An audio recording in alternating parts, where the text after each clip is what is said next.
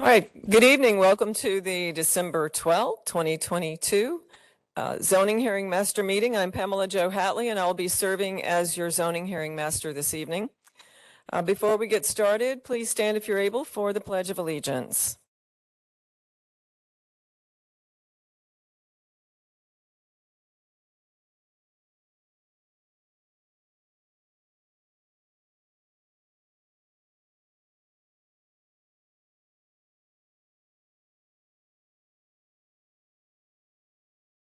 All right, thank you. Again, I'm Pamela Jo Hatley, and I'll be serving as the Zoning Hearing Master this evening.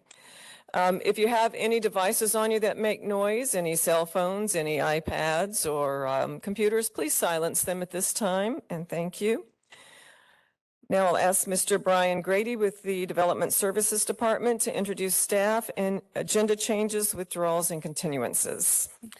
Good evening, Madam Hearing Officer. Again, for the record, Brian Grady, Hillsborough County Development Services Department. Before I go through the changes to the agenda and published withdrawals and continuances, joining us with staff tonight are virtually from Development Services Zoning, Michelle Heinrich, Sam Ball, Tanya Chapella, and Isis Brown. From Transportation Review, Richard Perez, Alex Steady, and James Ratliff. From the Planning Commission, Unica Mills, and from the County Attorney's Office, Cameron Clark and Mary Dorman. We do have a number of changes to tonight's agenda. The first change is on page 8 of the agenda, item D4, rezoning PD 22-0696. This application is being withdrawn from the zoning hearing master process. The next change is to correct a clerical error on the agenda on page 7 of the agenda, item C1, rezoning standard 22-0927, correcting the request. The request is to rezone to RMC 6. The agenda is listed as RDC 6, so the request is for RMC 6. The next change is on page 3 of the agenda. The next change is on page 7 of the agenda, item C2, rezoning standard 22-1096. This application is being withdrawn from the zoning hearing master process. And the final change in the published agenda is on page 10, item D9, rezoning PD 22-1387. The applicant is Waimama Commercial LLC. The staff is requesting this item be continued to the January 17th, 2023 zoning hearing master hearing. The reasons for the request is there's some unresolved transportation related issues that requires more time to discuss those items. So that's the reason why staff is requesting that item being continued.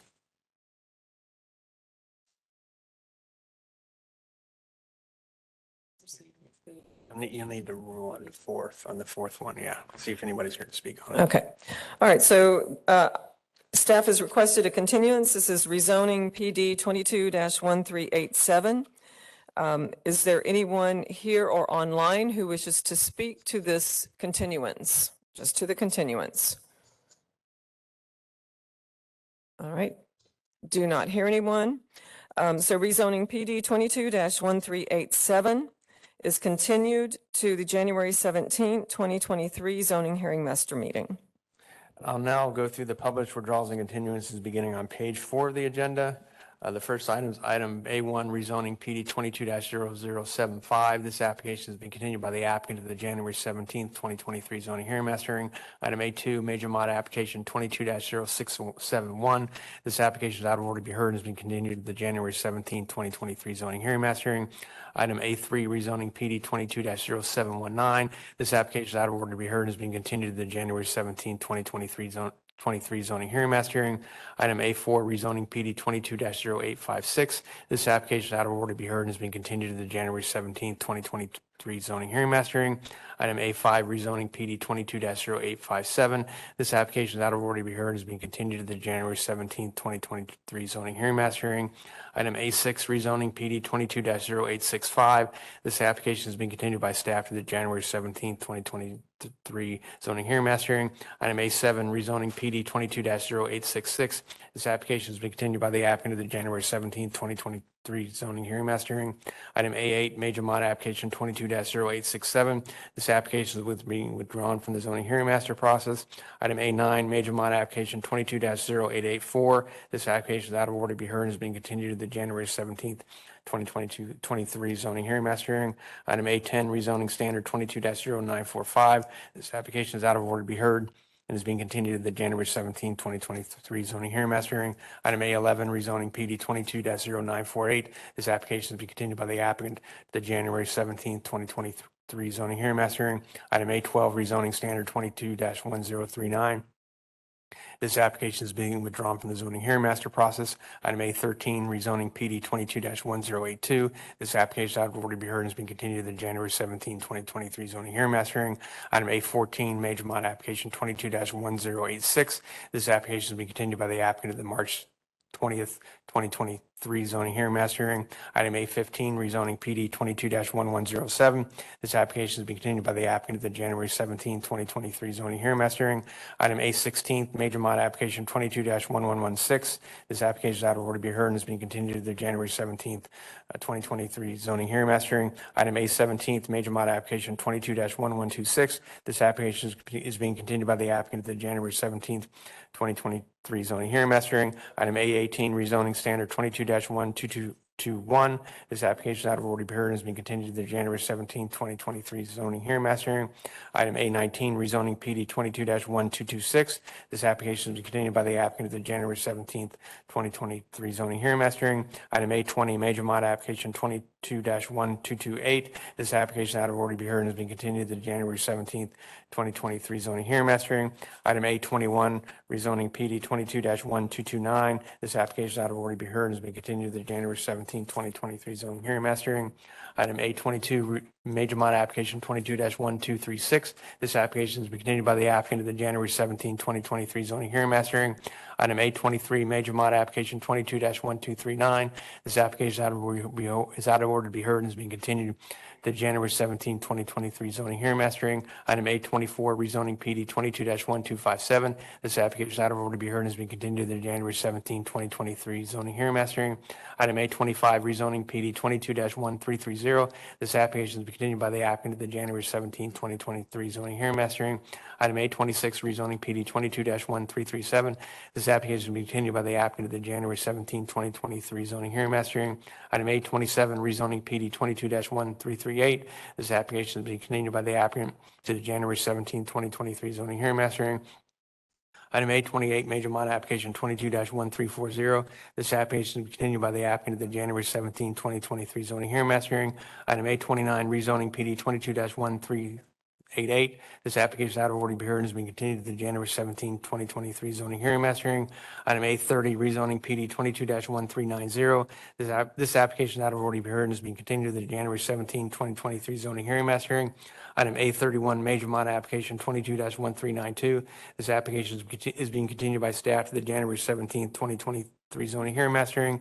Item A32, rezoning standard 22-1445. This application is out of order to be heard and has been continued to the January 17, 2023 zoning hearing master hearing. And the last item is item A33, rezoning standard 22-1505. This application is being withdrawn from the zoning hearing master process. That concludes all withdrawals and continuances. All right, thank you, Mr. Grady. All right, so I'm going to go over some meeting procedures for this evening. First of all, the agenda tonight consists of items that require a public hearing by hearing master before going to the Board of County Commissioners for the final decision. I will conduct a hearing on each item today and will submit a written recommendation. My written recommendation will be filed with the clerk of the board within 15 working days after the conclusion of today's public hearing. The Board of County Commissioners will consider the record of today's public hearing and my recommendation and will make the final decision on the application at a publicly noticed meeting on a date and time set by the Board of County Commissioners. The hearings today will be informal. I will ask questions related to the scope of the direct testimony and may call and question witnesses as I deem appropriate. I will decide all questions of procedure. I will take evidence, but will exclude evidence that is irrelevant, immaterial, or unduly repetitious. Evidence may be presented in written form and all testimony shall be under oath. Hearsay evidence may be used to supplement or explain other evidence, but shall not be sufficient alone to support a finding of fact unless it would be admissible over objections in a civil court action. The order of presentation tonight shall be as follows. First, the county staff will introduce the item. The applicant and the applicant's witnesses will have 15 minutes to present the proposal. County Development Services will have 5 minutes to present its findings and recommendations. The Planning Commission will have 5 minutes to present its finding of compliance or non-compliance with the comprehensive plan. Proponents will have 15 minutes to present arguments in support of the proposal. Opponents will have 15 minutes to present arguments against the proposal. County staff will then have 5 minutes to present any amended recommendations, and the applicant will have 5 minutes for rebuttal and summation. The 15 minutes for proponents and opponents is the total time allotted among them. So if there are a number of persons who wish to speak, the 15 minutes will be distributed among you. If there are a number of persons who wish to speak on an item, you can designate a single spokesperson to represent your views if you wish. When you come to the microphone to speak, please state your name and address. For the record, the meeting is being recorded, so please speak into the microphone so your testimony can be heard and recorded. When you're finished speaking, please see the clerk to my right here to sign in for the record. Now we'll hear from the county attorney's office, who will announce legal requirements for requesting oral argument at the public meeting, where the Board of County Commissioners will make a final decision on each item. Thank you, Madam Hearing Officer. My name is Cameron Clark, Assistant County Attorney. Tonight's public hearing is the first step of a two-step rezoning process. This hearing is a time for rezoning applicants and interested parties to present testimony and evidence. Any evidence presented tonight will become the complete factual record of each application, and no additional evidence can be introduced after the closing of each application. The second step of the rezoning process is a public meeting before the Board of County Commissioners, where the board will take a decision on each application heard tonight. Tonight's applications are scheduled to be heard by the board at its February 7th, 2023 land use meeting. When considering applications, the board will only review the record created at tonight's hearing and the recommendation that's made by the hearing master for each application. The hearing master will file a recommendation for each application heard tonight on January 5th, 2023. The Board of County Commissioners has established a policy that directs which rezoning and major modification applications are to be placed on the consent agenda of the board's land use meeting. Applications that propose to add density outside the urban service area and applications that are on roadways with a failing level of service are not qualified for placement on the consent agenda. Applications that do not have consistent recommendations of approval or denial are also not qualified to be placed on the consent agenda. Finally, applications that have had evidence or testimony provided to the record by non-applicant parties of record, either prior to or at tonight's public hearing, are not qualified for placement on the consent agenda. The board will allow public testimony by parties of record at its meeting to consider the hearing master's recommendation for any item on the regular agenda. Any public testimony shall be limited to the record of the proceedings before the hearing master tonight, unless additional evidence has been found admissible in accordance with Section 100304D of the Land Development Code. A party of record is an individual who fits into one of the following 4 categories. First, someone who is present tonight and presents testimony or documentary evidence. Second, someone who is certified by the U.S. Postal Service as having been mailed notice of tonight's hearing. Third, someone who has submitted documentary evidence to the master file at least 2 business days prior to tonight's hearing. Or fourth, someone who submitted documentary evidence by proxy at tonight's hearing. Again, the content of oral argument before the board shall be limited to the content of the testimony and other evidence submitted verbally or in writing to the hearing master tonight. It is the role of the county attorney's office to ensure that only individuals who have met these requirements are allowed to speak before the board, and to ensure that no new evidence or testimony is introduced or allowed at the board's public meeting. For these reasons, please make sure that all information you wish the board to consider at its public meeting is entered into tonight's record. Thank you. Thank you, Mr. Clark.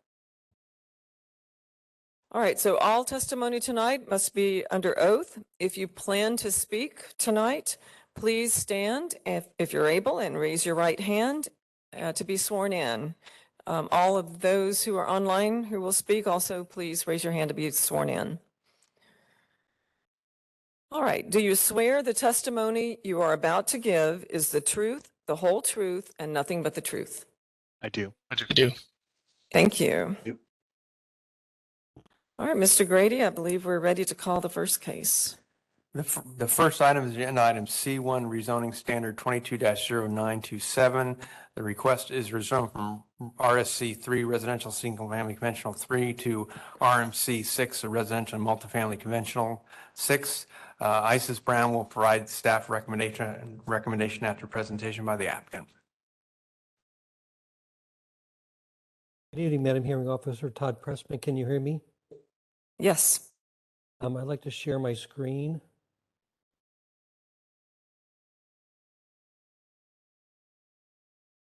Can you see that, please? Yes, we can. Okay, thank you very much. This is a rezoning standard 22-0927. We are currently RSC 3 and R6 future land use category. We're seeking to rezone to RMC 6 on a 0.98 acre property. It's located very close to Temple Terrace. This is a site as indicated by the property appraiser.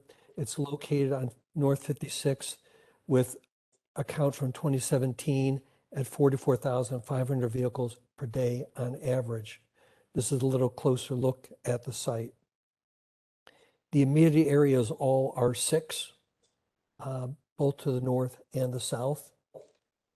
And zoning wise, CN is abutting on the north and then another CN parcel at the next parcel to the north. Subject parcels here, RSC 3 is to the south.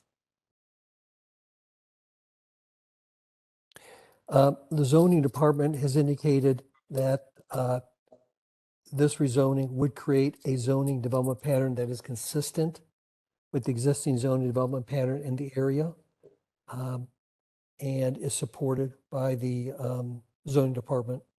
The Planning Commission likewise is also supportive, noting that will allow for different housing types in a mostly residential area.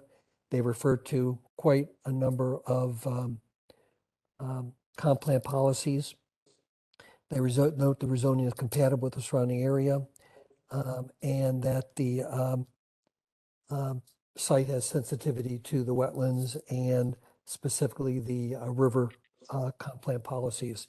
They also note the request meets the intent of the East Lake Orient Park Community Plan.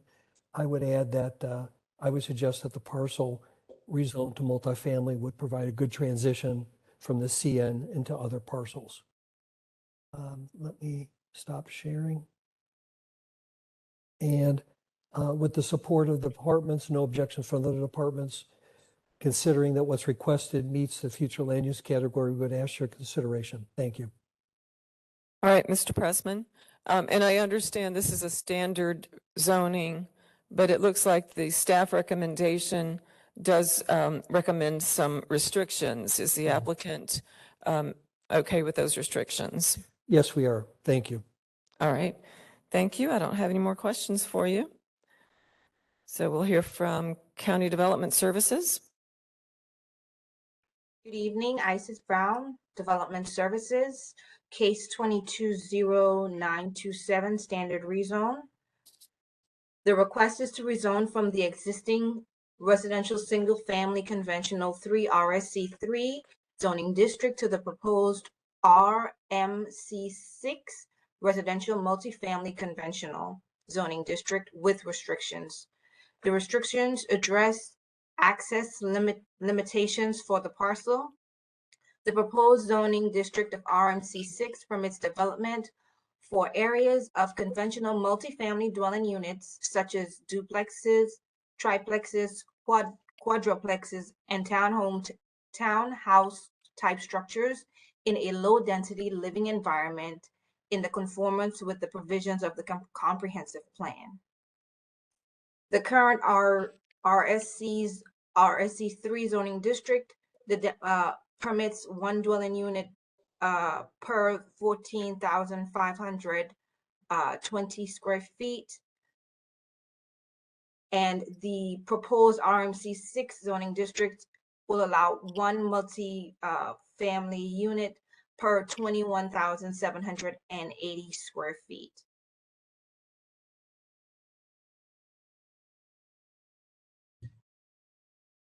The site is surrounded by a mixture of uses consistent of single-family residential, office, and neighborhood and general commercial type uses. The subject site is surrounded by Res 4 future land use categories, which permits single-family residential, office, and neighborhood commercial uses. The immediate properties are various zoning districts. To the north, CN and the Hillsborough County River, RSC 3, PD 77-055, and Puritan Road to the south, RSC 3 and River to the east, and then of course North 56th Street and CN to the west. The size and depth of the parcel in relation to other adjacent properties, neighborhood and commercial residential uses would create a zoning pattern that is consistent with the existing zoning and development pattern of the zoning district. The site is within the Hillsborough County River corridor, which is subject to section 4.01.16 of the LDC, and the site is also located in a surface water protection area, which is also subjected to LDC section 3.05.00. To address concerns from the transportation review staff regarding the adequacy of access upon redevelopment of the site under the proposed RMC 6 zoning district, the applicant has proposed the following restrictions. Through approval of the Unified Site Development Plan consistent of folios 38859.0000 and 38858.000, access to the subject parcel shall be provided through folio 38859.000. Access to Puritan Road shall be permitted. In events, a unified site development plan consistent of folios 38859.000 and 38858.000 is not approved, development of the parcel shall be limited to one single-family dwelling unit with access for the single-family development to Puritan Road. Based on the above considerations, staff finds the request approvable with the restrictions read. I'm available for any questions. Thank you, Ms. Brown. Just to clarify one thing, please. On the recommendations number 1, access to Puritan Road shall be prohibited. Is that correct?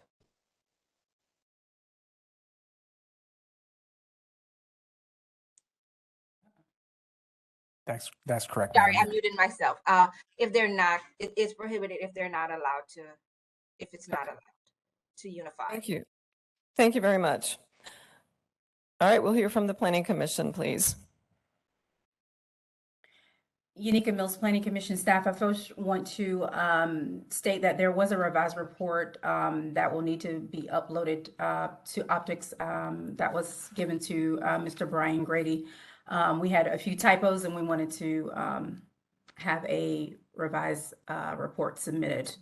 Again, Unica Mills Planning Commission staff, the subject property is located within the residential 6 future land use classification, the urban service area, and the East Lake Orient Park Community Plan.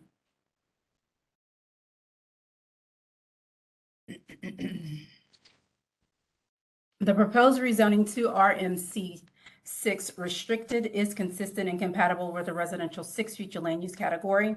The proposed rezoning also meets the intent of objective 1 and 1.4.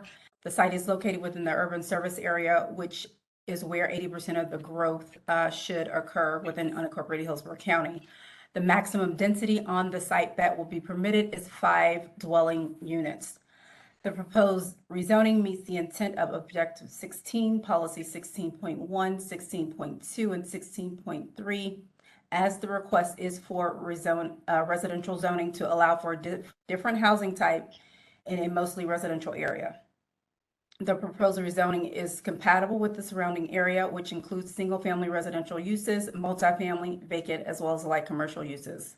The proposed rezoning meets the intent of policy 16.16 that intends to preserve the residential character of sites fronting along rivers and lakes.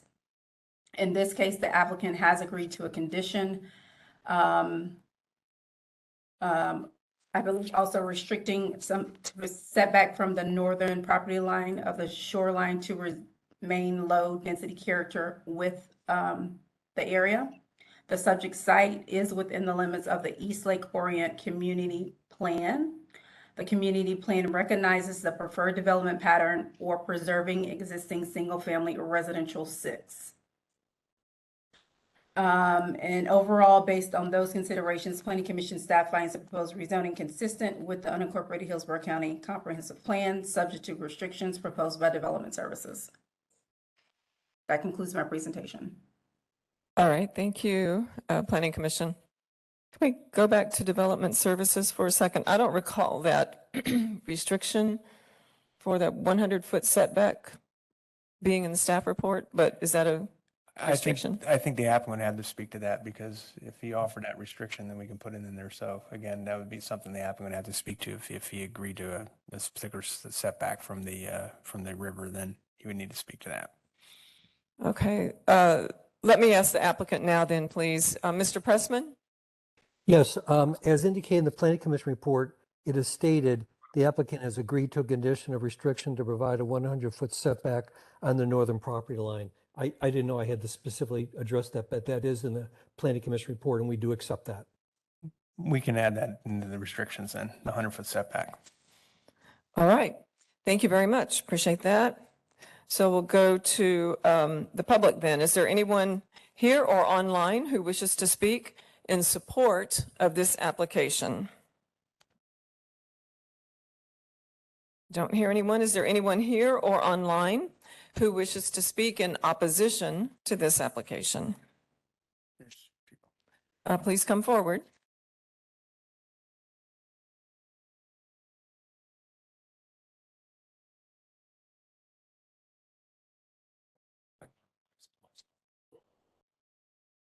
Mike McLannis. I live at 5706 Neal Drive. The traffic nightmare going onto 56th Street in front of a bus stop a few hundred feet from a red light is going to create a traffic nightmare. The additional cars going southbound will have to make a U-turn at the red light to come back in front of the bus stop to turn into this property. The site plan showed over 30 parking spaces. This is not consistent with what this neighborhood needs. Also, that 100-foot setback, they say, would keep the consistent with the neighboring properties. There's nothing about that site development plan that would make that project consistent with the single-family neighborhood that we live in. And the 100-foot setback also to the river, that's mainly swampland, probably needs a 200-foot setback. The commercial property that's already zoned CN is very low off of 56th Street.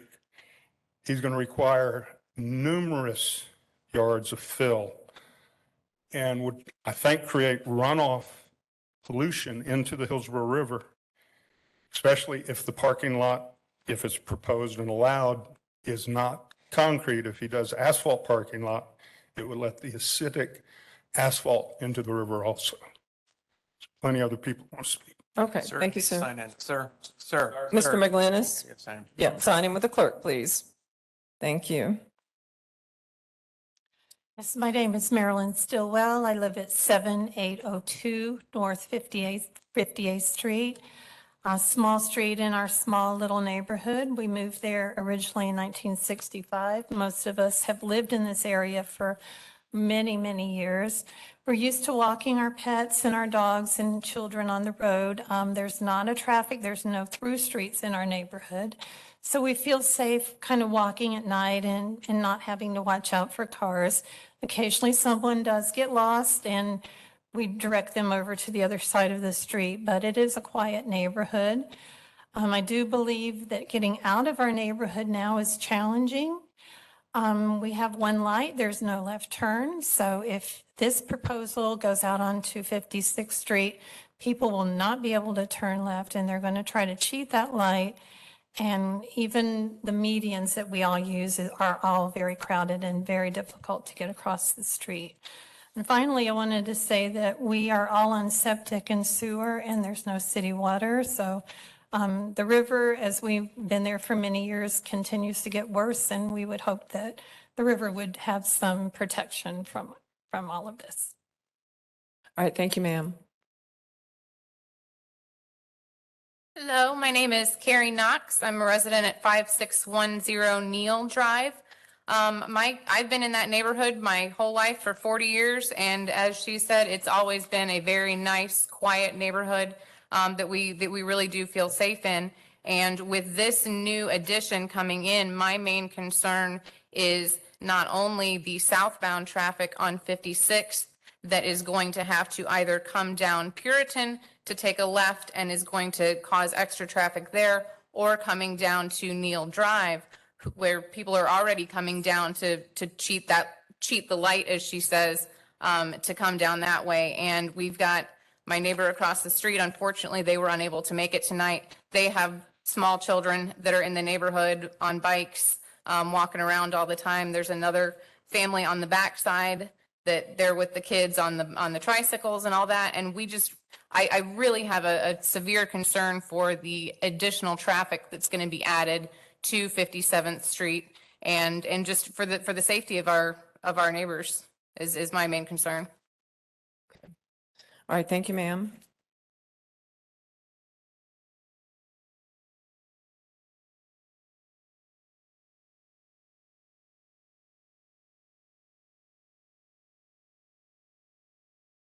This is Kelvin Best, Kelvin and Gail Best, 7804 North 57th Street. Over the 49 years we've been paying taxes there, the once residential property right on 56th Street has been rezoned. That's immediate adjacent to our property, and has increased noise from all day long to all night long from the commercial businesses that have been established there, as well as traffic trying to get in and around that light again.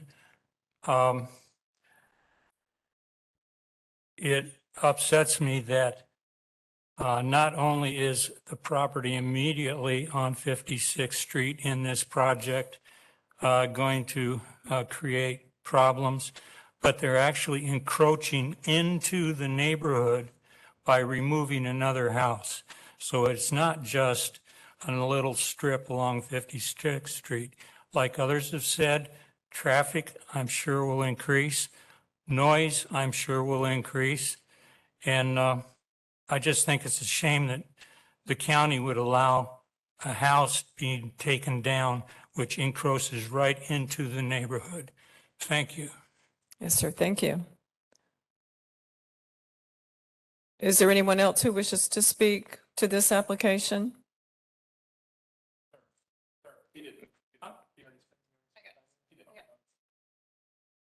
Thank you. Anyone else who wishes to speak to this application? All right. Development Services, do you have anything further? Nothing further. Okay. And then back to the applicant. Rebuttal and summation? Thank you, hearing officer. And with great respect to the neighbors who came down tonight to speak to this issue, I think it's been made very clear that there'll be no access under Puritan Road. There'll be no direct access into the local neighborhood, only at 56, which may have to be approved by the county and by FDOT. And it's also important to note, as you're aware, that at this point, Transportation Department of the county has signed off on this rezoning with no objections. The reality is that this is a small change. According to the staff report, currently it would allow 2 dwelling units. This will, if approved, would allow 5 multifamily units. That is really a very low change in the area. And the staff report notes that there would be just an increase of 3 vehicles in the AM peak hour and 3 in the PM peak hour as well. So in regard to impacts to the community, we made sure that the impact is on 56, which is the main arterial. We'll have to have the 2 agencies to agree with that or accept it and approve it. And then finally, regarding the zoning reports, and not to beat this down, but both the Planning Commission, zoning staff have found it compatible along with the local community plan. So we appreciate your attention and the comments by the local residents and ask for your consideration. Thank you. All right, Mr. Pressman, just a couple of questions too. There was an issue raised about 30 parking spaces on a site plan, and I'm not sure that I've even seen that site plan in the record, but there are potentially five dwelling units that can be built with this zoning if the zoning is approved. Is that correct? That's correct. Okay.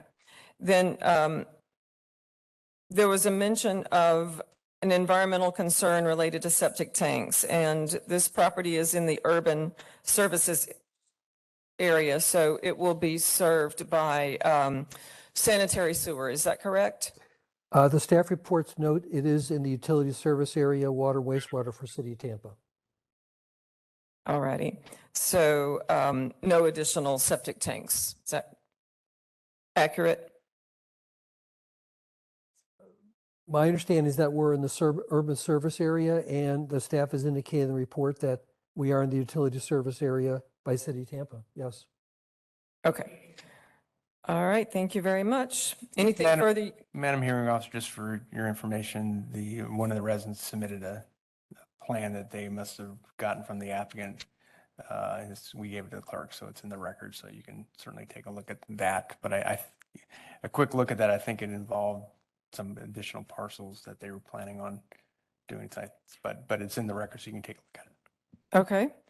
So I'm not sure the applicant could hear that. So there's been one of the residents submitted a plan into the record. So that'll show up on optics, and we'll take a look. There's a plan that we've worked up, working with a standard zoning to see how things would work or potentially could work. But there is a plan. Clearly, this is not a PD. It's a standard, and it's a plan that we've been trying to work through or put forward as a conceptual in regard to a standard rezoning. Yes. All right. Thank you, Mr. Pressman. Thank you. All right. Then that will close the hearing on rezoning standard 22-0927. The next item, agenda C2, was withdrawn. So the next item is agenda item C3, rezoning standard 22-1496. The request is rezoned from RSC 6 to commercial general with restrictions. Isis Brown will provide staff recommendation after presentation by the applicant.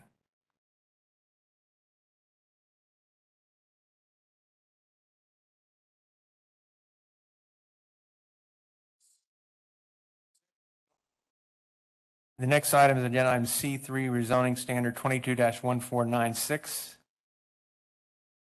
You're the applicant.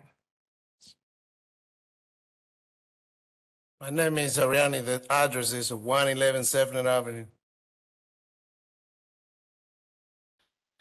That was a nightmare on that property. So, yeah, we decided go to commercial because on the beginning we called the zoning and they give me wrong information about the residential. They recommend, zoning recommend convert on commercial, and that's what we do. we want to build the office for our company and a warehouse for the vans. So, and it's easy because we surrender for commercials property around.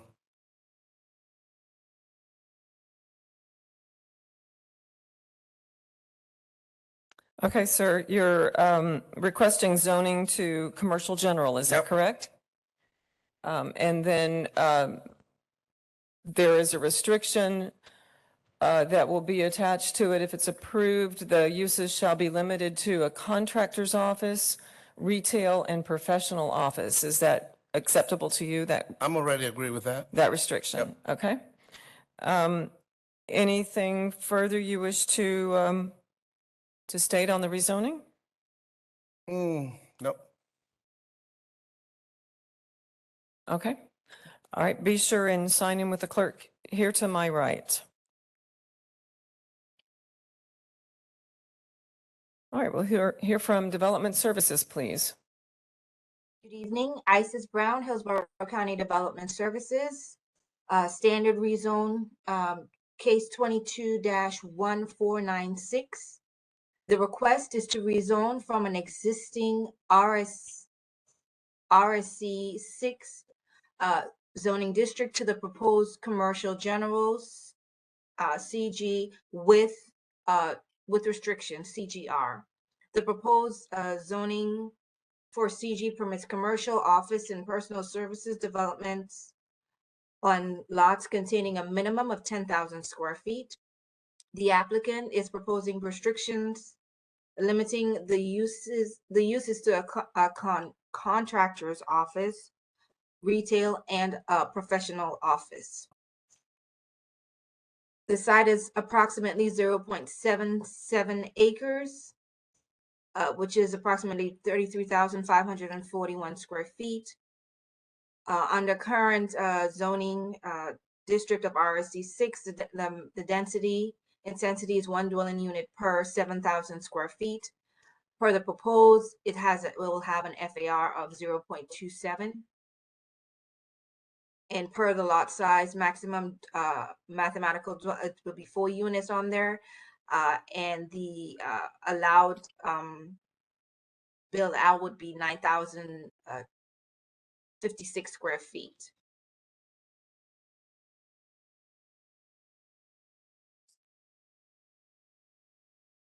The site is located on the southeast corner of the intersection of Sefner Avenue and South Kingsway Road. The adjacent properties are zone residential, RSC 6 to the north and west, commercial general to the east and to the south, CG and planned development PD 14-0166 with CG uses. The residentially zoned property to the north is developed with a church. The residential zoned uses to the west are separated by parcels of the North Kingsway Road, which is a 2-lane collector road with approximately 55 feet of right-of-way. The subject site immediately surrounding the area consists of properties within the residential 4 future land use category. The site meets commercial criteria, commercial location criteria. The planning staff finds the requests inconsistent to address compatibility concerns raised by the Planning Commission staff. The applicant has proposed the following restrictions. Uses shall be limited to a contractor's office, retail, and professional office. The size and depth of the property in relation to other adjacent commercial uses will create a zoning pattern that is consistent with the zoning pattern and development and residential commercial uses in the zoning district. Based on the above consideration, staff finds that the proposed CGR zoning district is compatible with the existing zoning districts and development pattern in the area with the following restrictions. Uses shall be limited to the contractor's office, retail, and professional office. This ends my report. I'm available for any questions. All right, thank you, Ms. Brown. We'll hear from Planning Commission, please. Unica Mills Planning Commission staff, the subject property is within the residential 4 future land use category, the urban service area, in the Sevner Mango Community Planning Area. The proposed rezoning to commercial general would encroach into the existing single-family and residential uses to the northwest and east sides of the subject site, and is therefore not consistent with the policy direction of Policy 1.4 of the future land use element. The proposed rezoning does not meet the intent of neighborhood protection policies as outlined under Objective 16 in policies 16.1, 16.2, 16.3, and 16.5. The development pattern of the surrounding area has a concentration of the most intense uses towards South Kings Road and East Martin Luther King Jr. Boulevard intersection, and transitions to lower intensity uses farther north along South Kingsway Road. A commercial general rezoning would not reflect a development pattern that is in keeping with the existing development pattern. Objective 22 sets locational criteria for neighborhood commercial serving uses for new developments that meet commercial locational criteria. Policy 22.5 encourages a transition in land use that recognizes the existing surrounding community character. The transition encourages the most intense land uses to be clustered to locate toward the qualifying intersection, while providing less intense uses such as offices, professional services, or specialty retail towards the edges of the activity center. At the time of this report submission, Planning Commission staff had not received any formal restrictions that would limit the proposed uses to the specialty retail and contractors' offices. A rezoning to commercial general would allow the opportunity for more intense uses that are outside of the scope of this policy direction. Therefore, the request is inconsistent with Policy 22.5. Policy 12-1.4 of the community design component outlines site design techniques, including transition and nuisance, buffering, setbacks, open space, and graduated height restrictions. Such design techniques would highly be encouraged for the proposed standard rezoning to commercial general. The proposed rezoning lacks such design techniques and does not adhere to those policies. The proposed use does not meet the intent of the Sevner Mango Community Plan, which discourages encroachment into residential areas. And based on those considerations, Planning Commission staff finds the proposed rezoning inconsistent with the unincorporated Hillsborough Comprehensive Plan. Thank you. All right, Ms. Brown, if I might ask you, your report says that at the time of the report submission, Planning Commission staff had not received any formal restrictions that would limit the proposed use. But now, of course, we understand that there is a proposed restriction to limit the use to a contractor's office, retail, and would that change? Do you believe that would change the staff's finding in this report, or has staff had an opportunity to review that?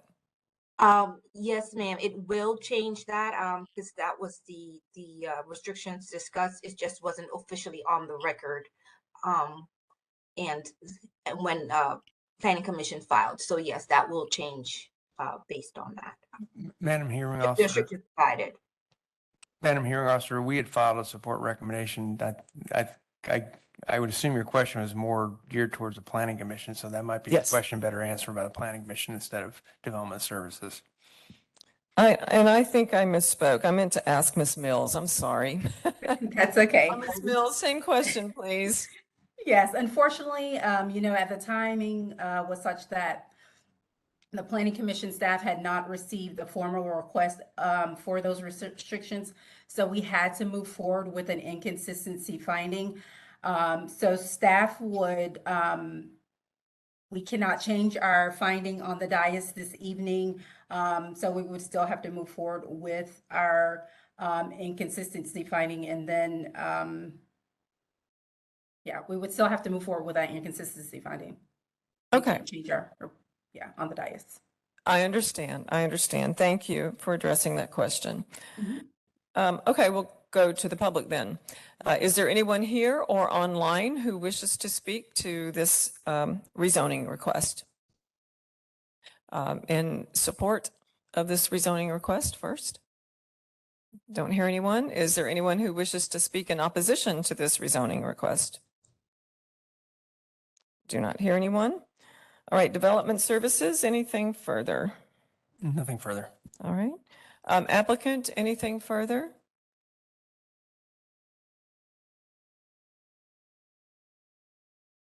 What happened was the late, they said they received the restriction, they don't receive it. At the time of the Planning Commission's staff report, they did not have that information. That's correct. And Okay. So, what happened? so the report doesn't change.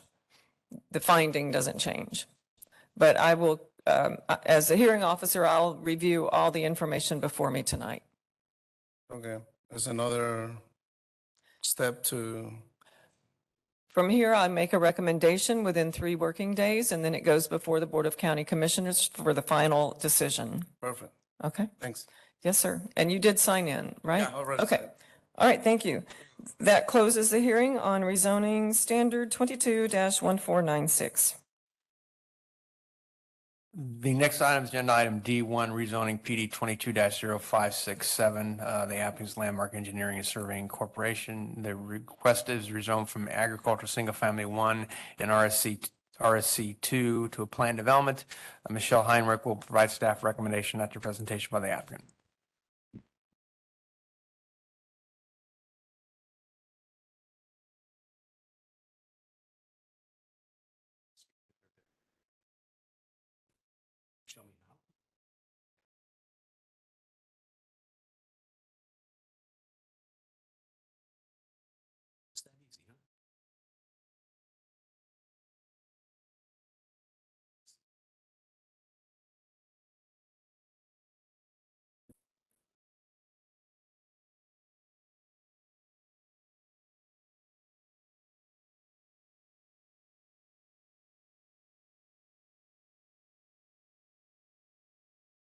Good. Hearing Master, my name is Denny Pentecost. I'm the developer and owner and the representative here tonight for Lincoln Bend West, rezone number 220, PD number 220567. With me is our civil engineer, Todd Amidon, PE of Landmark Engineering. Also with me, virtually, up there in the corner, is my business partner, Donald Silverman, waving. We have a letter addressing staff comments as well as a revised project narrative we would like to enter into the record.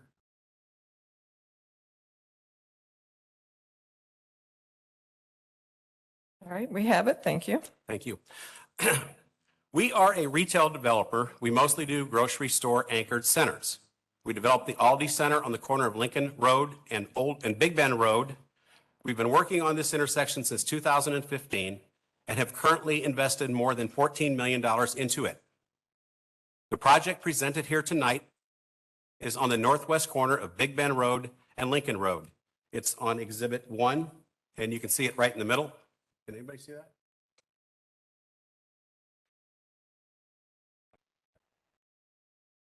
There you have it.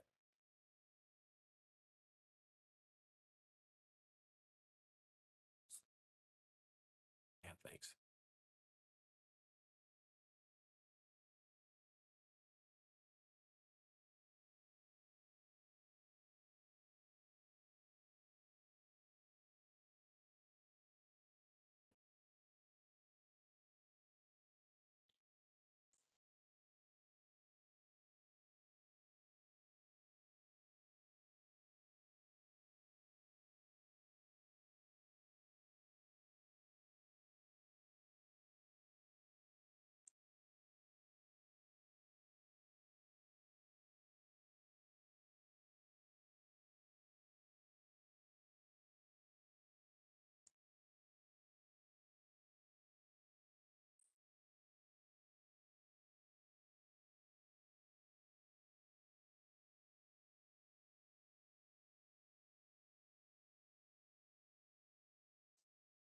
Thank you. Will do. Okay, the project presented here tonight is on the northwest corner of Big Bend Road and Lincoln Road. You can see it right in the middle of Exhibit 1. We are here tonight asking you to recommend that the BOCC approve rezoning of this property to PD, reluctantly agreeing to the condition that if we agree to allow Old Big Bend Road to be relocated over our property, once that relocation has been completed and connection has been made to Drive B on the adjacent property, Lincoln Bend West will dedicate the newly constructed east-west leg of Old Big Bend Road to the county, and the county agrees to vacate and convey the land that was originally granted to the county by the First Baptist Church of East Bay in 1981 back to the property owner, who is now Lincoln Bend West, so that we may construct the proposed project. That's a bit of a mouthful, so let me just show you real quick in images. Exhibit 2 at the very top shows the relocated Old Big Bend Road that you can see labeled in red. You see the 2 cross arrows of where it will cross the property to our west and where it will meet up with Lincoln Road. It's a 65-foot right-of-way, and once we construct that road and then we connect it to what's been titled Drive B on PD number 0461 that you heard a few weeks ago. Drive B is right there. Once it's connected to Drive B, and there's connectivity established, then the county will grant us back the original grant taken, or the original property granted by the church in 1981 back to us so we can then do our development. Okay, stop, please, and go back to the picture you had up before that. Yes, that one. All right, where is the subject property I'm looking at tonight on that? Oh, yes. We're this little guy right here. You can see it with the aerial. This is PD 0461 that you heard Camden HCA about 3 weeks ago, and you wrote the report on December 7th. We are adjacent to them. We're the 3.89 acres at the bottom of that screen. Okay, thank you. And then, so now that I have that oriented, and I do, I see where it's at. I hate to make you back up and say that all over again, but could you please back up and say all that over again? So- Yes. Yeah. May I ask respectfully, can I do it without the time running this time? Yeah, sure. Thank you. Is that okay? I have a lot to get through is all. Let's say, put it like this. When you get to the end of the 15 minutes, if you need more time. Thank you very much. Okay. Okay. I'm going to do it without the exhibits now at this point. Okay. Okay. We are here tonight asking that you recommend that the BOCC approve rezoning of this property to PD, reluctantly agreeing to the condition that if we agree to allow Big Bend Road to be relocated over our property, that once that relocation has been completed and connection has been made to Drive B on the adjacent property, Lincoln Bend West will dedicate the newly constructed east-west leg of Old Big Bend Road to the county, and the county agrees to vacate and convey the land that was originally granted to the county by the First Baptist Church of East Bay in 1981 back to the property owner, which now is us. Okay, and that piece that you just said, that granted, the church granted. Yes. And they're going to grant it back, or that's a The county condition would grant it you're back. asking. Is that's on the south side of this parcel, is that correct? It's on the southeast side of that parcel. Okay. Southeast corner, yes. Okay. All right?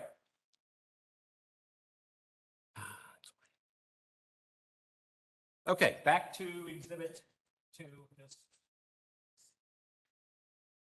Our parcel is made up of our property is made up of 3 parcels, currently zoned ASC1 and RSC2, and is being used as a church and school. A rezone to PD, and it's currently being used as a church and school. A rezone to PD with retail uses does not conflict with the future land use, which is UMU 20. Lincoln Bend West purchased the property in January 2022 from the First Baptist Church and School of East Bay. The property continues to be operated as a church. Our intent is to develop the property with retail uses, focusing on option 1 at this time. Option 1 is building 2 sit-down restaurants not to exceed a combined 14,500 square feet. We originally had an option 2 listed. We're pulling that back. And if there's any confusion, option 1 generated a higher traffic count than option 2, so there should be no negative impact by removing that option. Option 2. 1 has a higher. Option 1 has a higher impact in terms of traffic. Okay. And you're withdrawing option 2. We're removing it at this point, yes. Okay.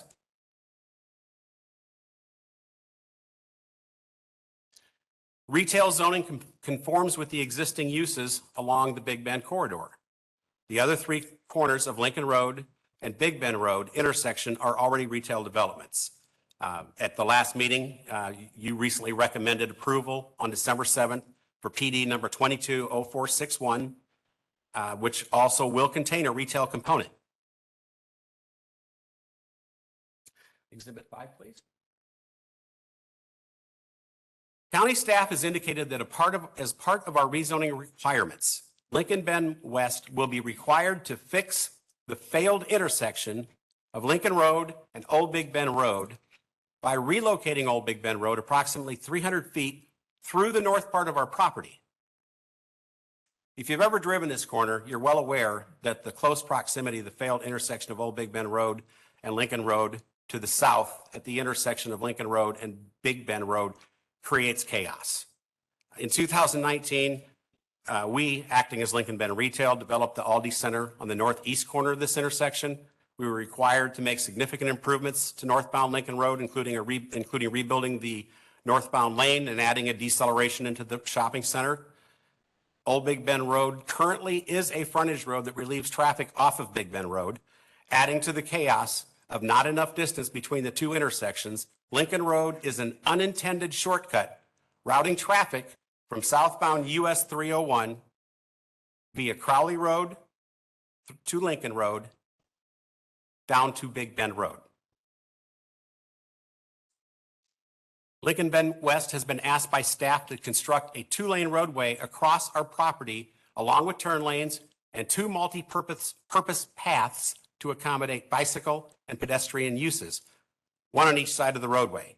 This would relocate the Old Big Bend Road connection to Lincoln Road north by 300 feet, which would increase the additional spacing between the 2 intersections and ease the severely underperforming intersection of Big Bend Road and Lincoln Road. To build everything that the county is putting upon us, a minimum of a 65-foot right-of-way would be required.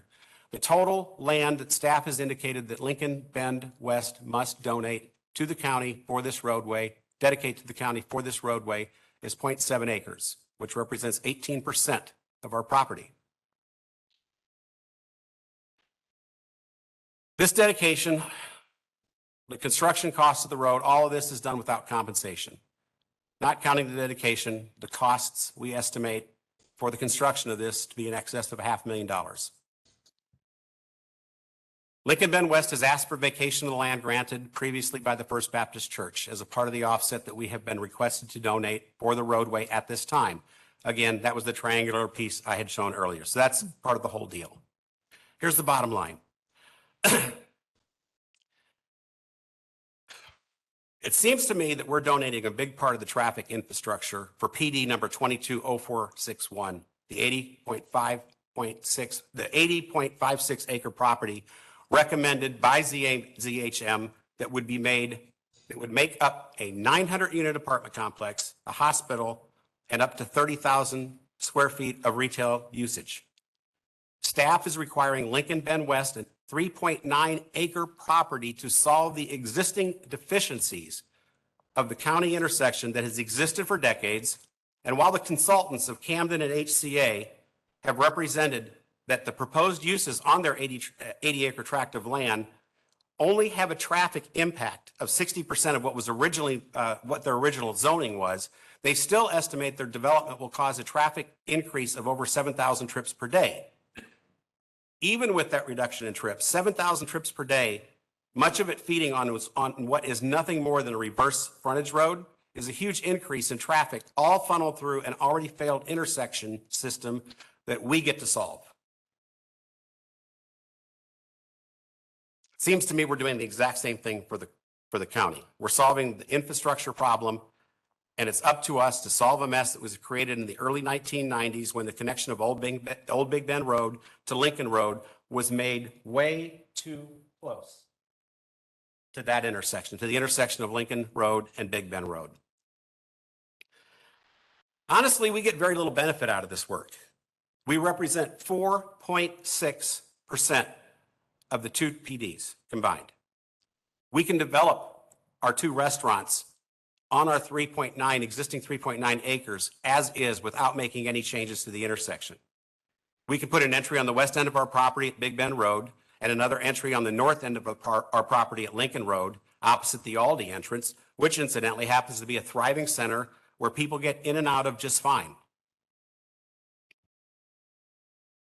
You'll do far more to solve the Old Big Bend Road intersection if you terminate Old Big Bend Road at Simmons Road, which I brought up, because there's a new four-way signal intersections of Simmons Road and Big Bend Road that HCA will be building during their phase 1 development. This is exhibit, let's see.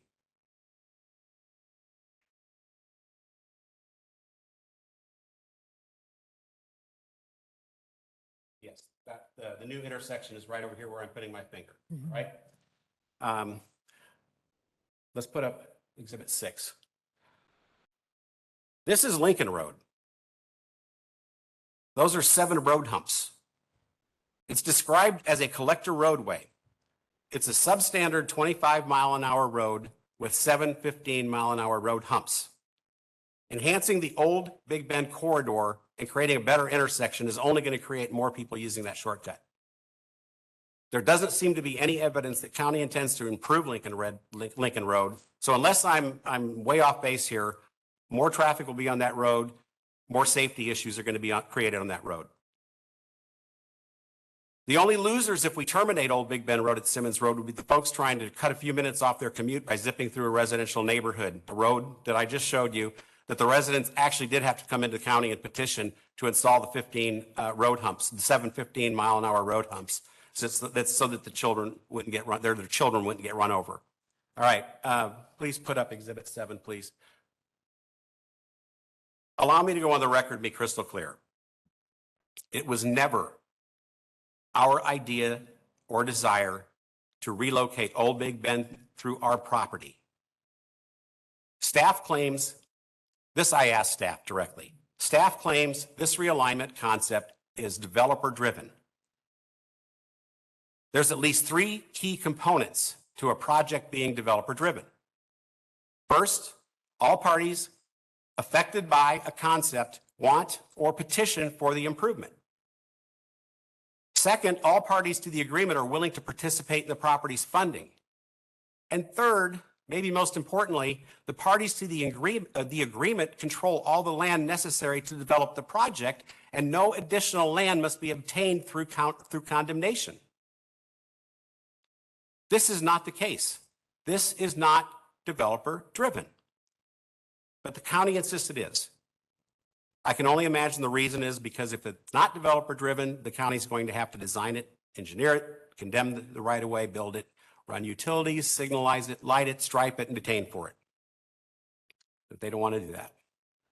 So I think what happened is they hung their hat on a 2004 PD that was submitted by HCA that showed a realignment of Old Big Bend Road running through their property. But here's the rub. HCA couldn't make the connection in 2004 to Lincoln Road. The church and the school could, but the church and the school weren't consulted with, and they weren't a willing participant. Fast forward to 2022, we now own the church property. And now the county intends to persuade us to enter into this realignment agreement, or if we don't build a connector roadway through our property, give that roadway to the county, move the intersection. I'm not talking about a left in or a right in or a decel lane, but move the entire intersection. If we don't do that, we have been told explicitly on several occasions, we will not get zoning. Zoning that we're clearly entitled to receive.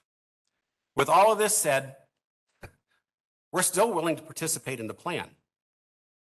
willingly. But we have to be able to build our site, which means there can be no more right-of-way that we give up. It also means that somebody other than us needs to pay the construction bill, including all the off-site improvements. And with that said, I yield my time, my 17 seconds. Okay, I have some questions for you. Yes. And there's, as you know, a lot of information here and a lot of moving parts. I did my best to follow. I'm sure I missed some things. And I'll have time, if you're submitting those documents into the record, or maybe you have, I'll have some time to review them. They have, haven't they, Ben? Make sure everything is on Yes, the we will. microphone. I'm sorry. I thought we had submitted those earlier today via email, but we'll submit these hard copies as well. Make sure that they're in the record. Yes. You mentioned PD 220461, that's the property to the west of your Correct. property. Did your company have anything to do with that PD at all? Were you the developer or the applicant or anything on that PD? The only thing that we've ever had to do with that, we had nothing to do with the PD. We tried to buy the property. We tried to buy the property 6 years ago, and we're in negotiations, and another company bought it, and they brought it in, but we've never been a part of that particular PD. We have had very many meetings with them. Okay. Your company then developed the property to the east, that is the Aldi. That's correct. Okay. And so as I understand it, what you're requesting, or I guess the hangup is that triangular piece at the south, and your comments tonight, as I understand it, is that the old Big Bend Road realignment could go through your property if you get that piece back. Is that correct? If we get that piece back and we don't pay for the alignment. Right. Yes. Okay. All right. Okay. I think I understand your argument then. Is there Okay. anything else you wanted to put on the record? No, thank you. Okay. All right. Thanks for your time. Thank you. And y'all make sure both of you please sign in with the clerk.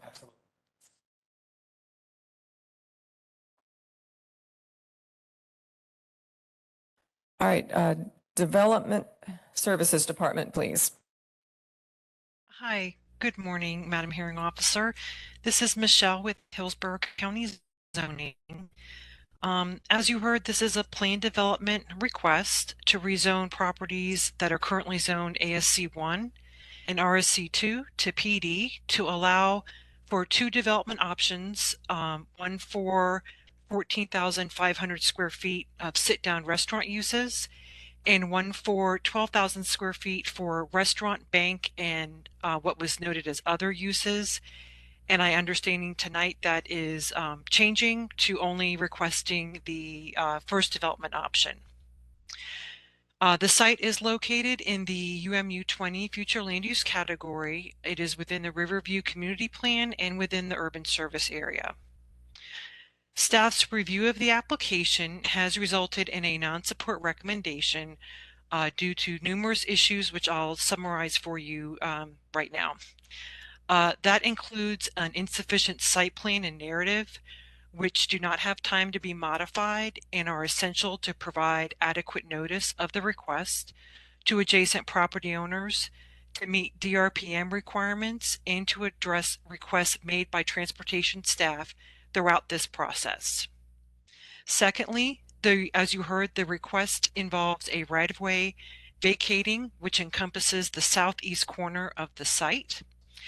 And at the time of the filing of this staff report, a right-of-way vacation application has been submitted. However, there are multiple objections.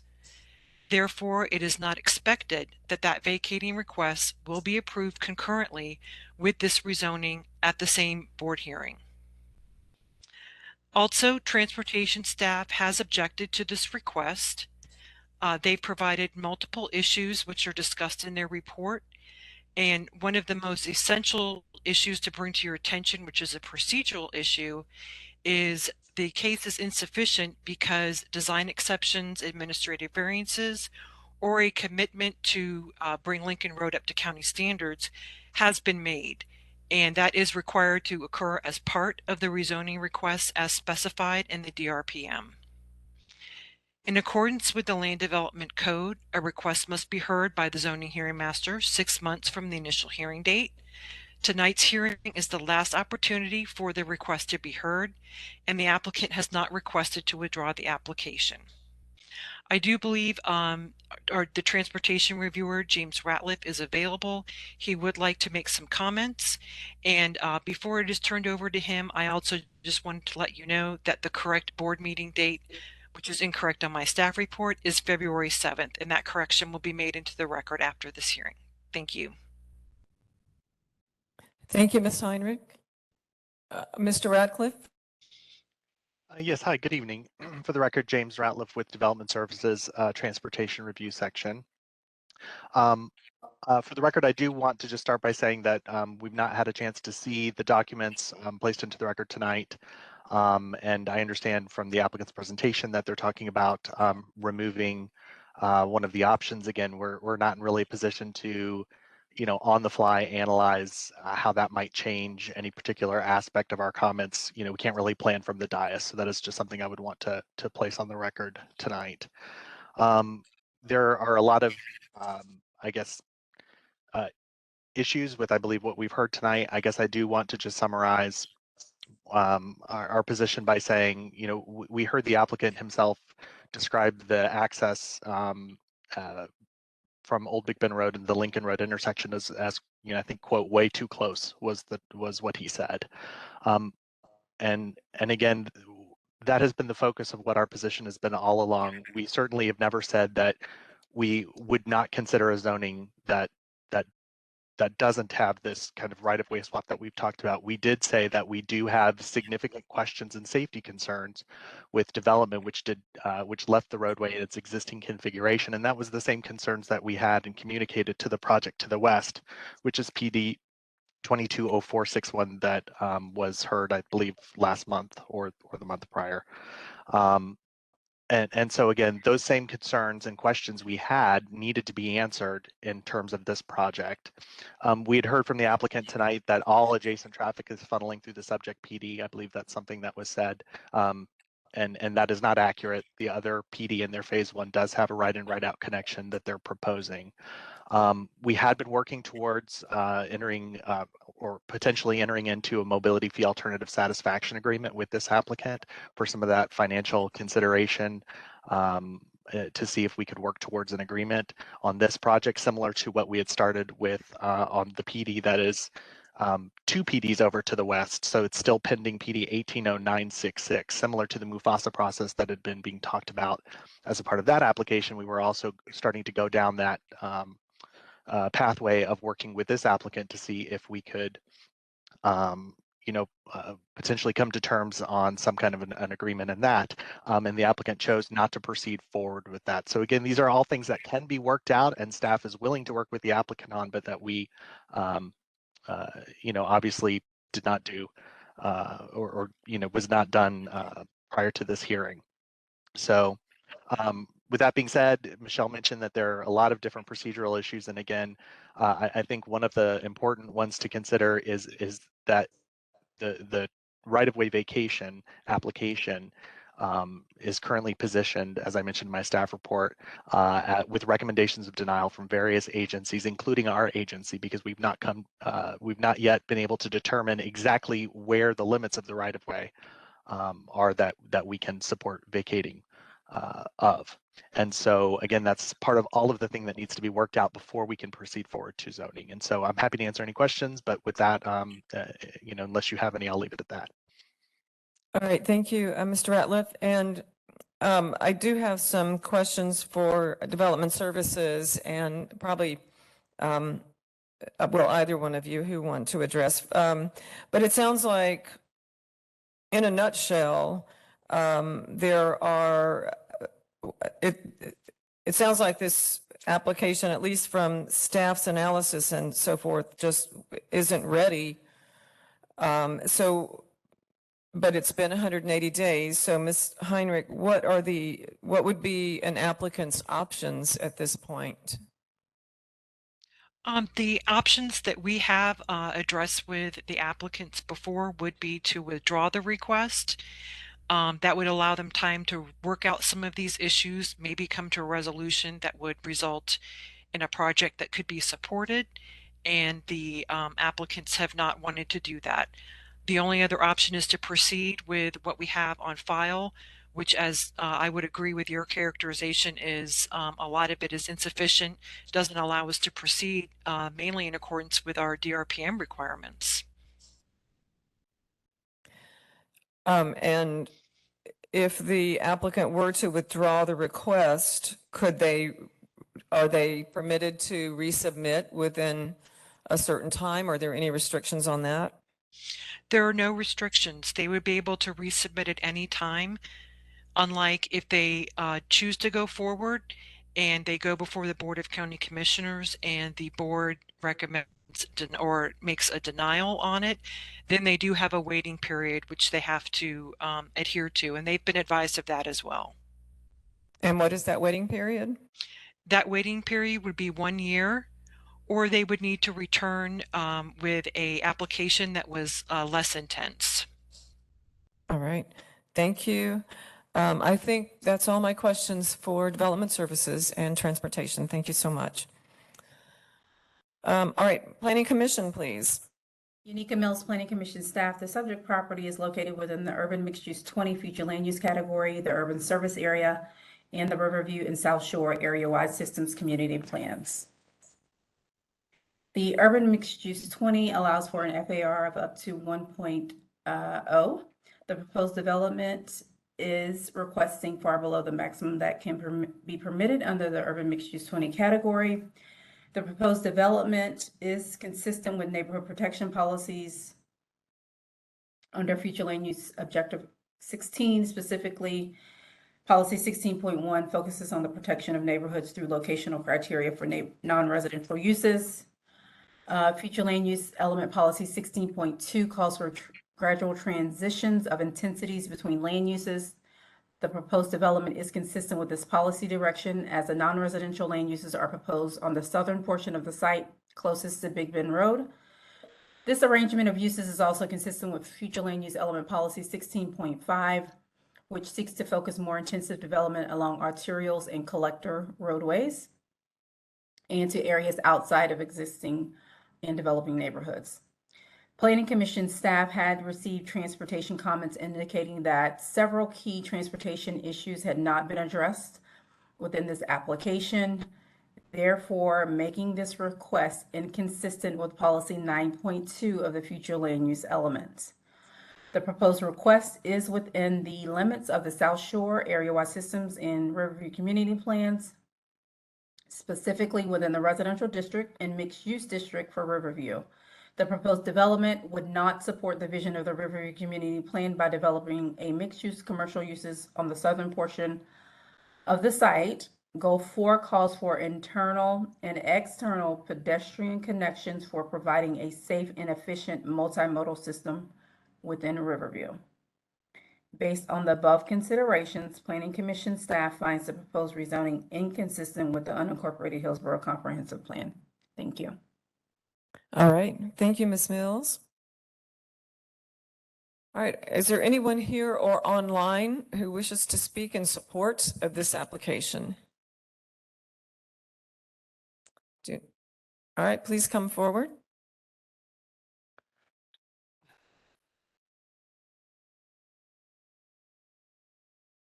Tim Myers, 13126 Lincoln Road. Lived there approximately 600 feet beyond the project that we're talking about for almost 40 years. I've watched county make decisions that didn't seem reasonable and hurt it encumbered our area there as progress comes.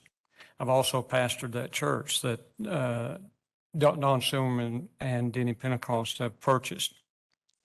I would encourage the county and whomever else can work with them to work with them on making the improvements that setback on the old Big Bend Road that happened before I was in the neighborhood, 1981.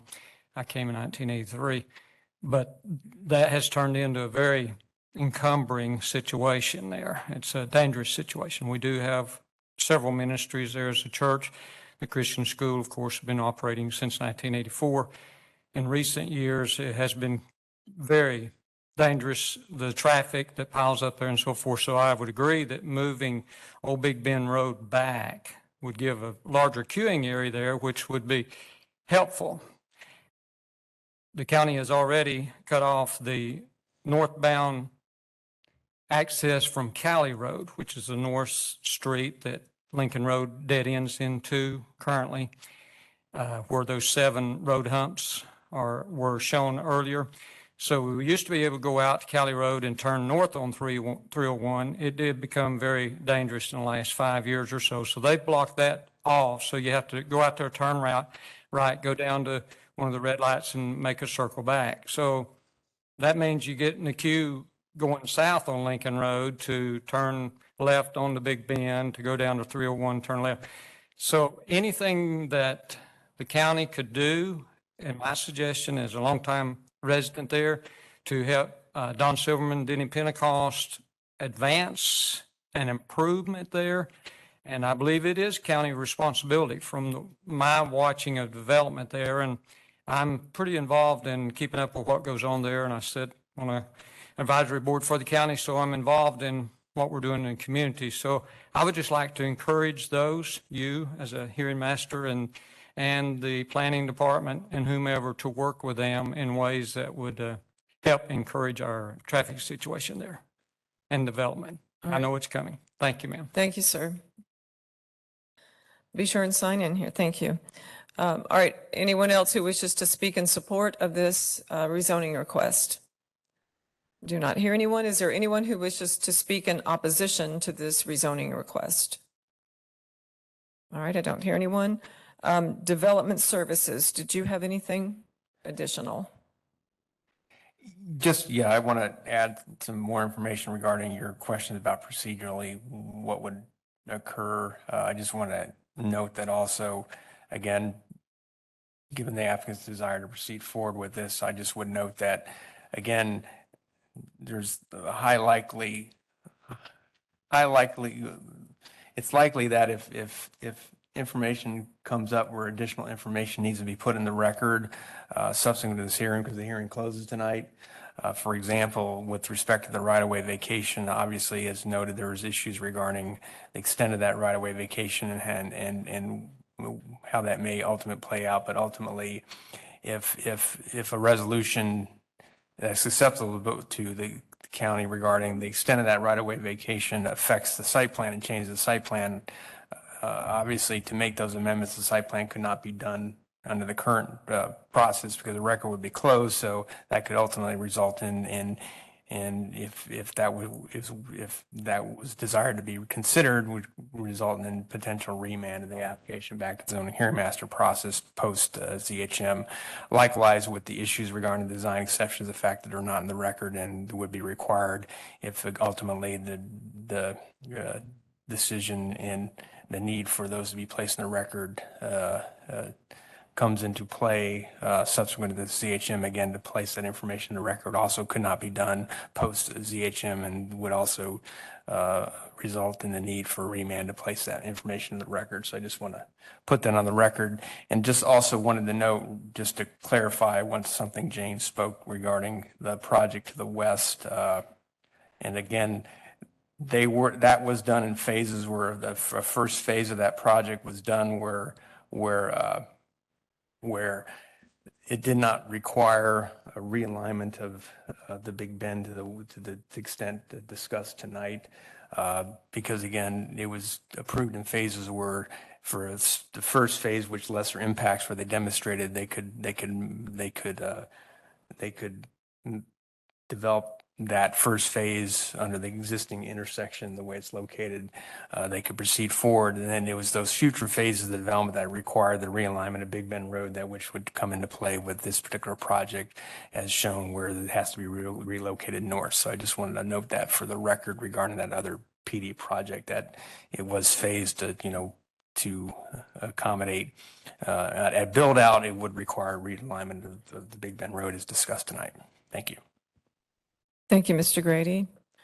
All right, applicant, please.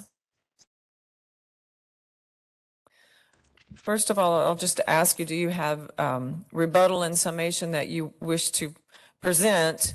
And I'll listen to that. I would like you to address the issues that were raised by the Development Services Department and the Planning Commission. And then I may have questions for you as well. Could you possibly repeat them? Because I couldn't hear James. I couldn't hear a lot of the things that they said. Oh, okay. It's very difficult when I'm old.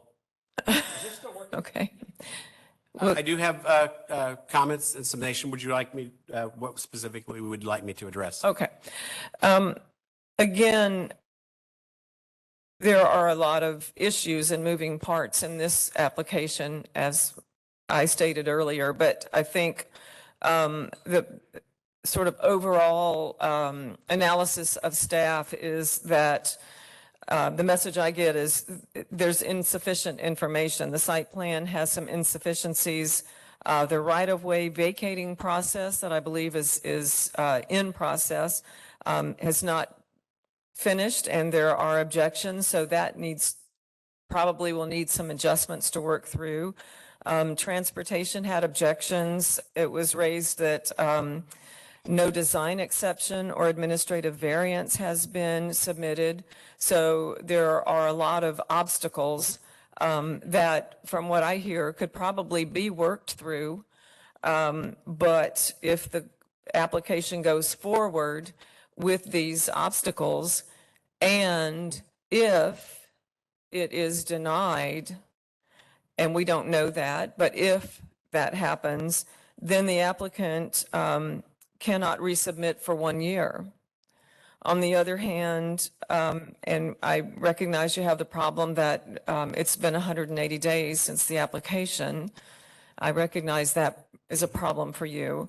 But if the application were to be withdrawn, then the applicant can resubmit at any time. These are not perfect options for you. I understand that. But I just want to make sure you understand those options. And that those are what I observed from the staff's reports. We do, and thank you. Okay. Regarding the development exceptions, we did submit comments back to staff notes that addressed every single comment. And if I can, without reading it, if I can recollect the design exception, it was a design exception on Old Big Bend Road that was a part of 0461, 220461. And our comment was, if the design exception is relative to Old Big Bend Road on 0461, are we just doing paperwork because the design exception is for the entire road? All right. So your response then is? I mean, we'll write it up and we'll put it into the record, but it's a design exception that's already been granted for the PD 0461, and it's the same road. So this applicant Mr. Pentecost, I think the design exception was also for Lincoln Road. I think there was a design exception for Lincoln Road. I also had a response on that one. Yeah. I don't remember what it was. I think it had to do with the fact that our entry, if I'm not mistaken, and I could be mistaken, if I'm not mistaken, we are always responsible to improve the property in front of our development, which we understand where we have entries, like we had to do on the Aldi when we did the right-in deceleration lane, which we did. Our entry, if we develop Old Big Bend Road, our entry isn't on Lincoln. Our entry is on Old Big Bend Road, and we would certainly be improving that because we'd be developing it. So we kind of object to the fact that we've got to improve every single road over there, and we have no entry on Lincoln Road. Okay. Okay. Thank you. There was something else that you said. I apologize. It had to do with Michelle's comment, I believe. I believe I mentioned the design exception and administrative variance, neither of which has been submitted. And I believe your testimony is that the applicant does not intend to submit those or does not believe it needs to. Is that correct? Well, if we do need to, if we just have to follow and dot some I's and cross some T's, and it's the same exact design exception on Old Big Bend Road as what is on 0461, we would absolutely agree to put that in the record. subsequent to this. Yes, we would do that. And I think that's the problem. I don't believe it can be subsequent to this. Okay. It needed to have been submitted before. Okay. Yeah, and you're right. This has been 180 days.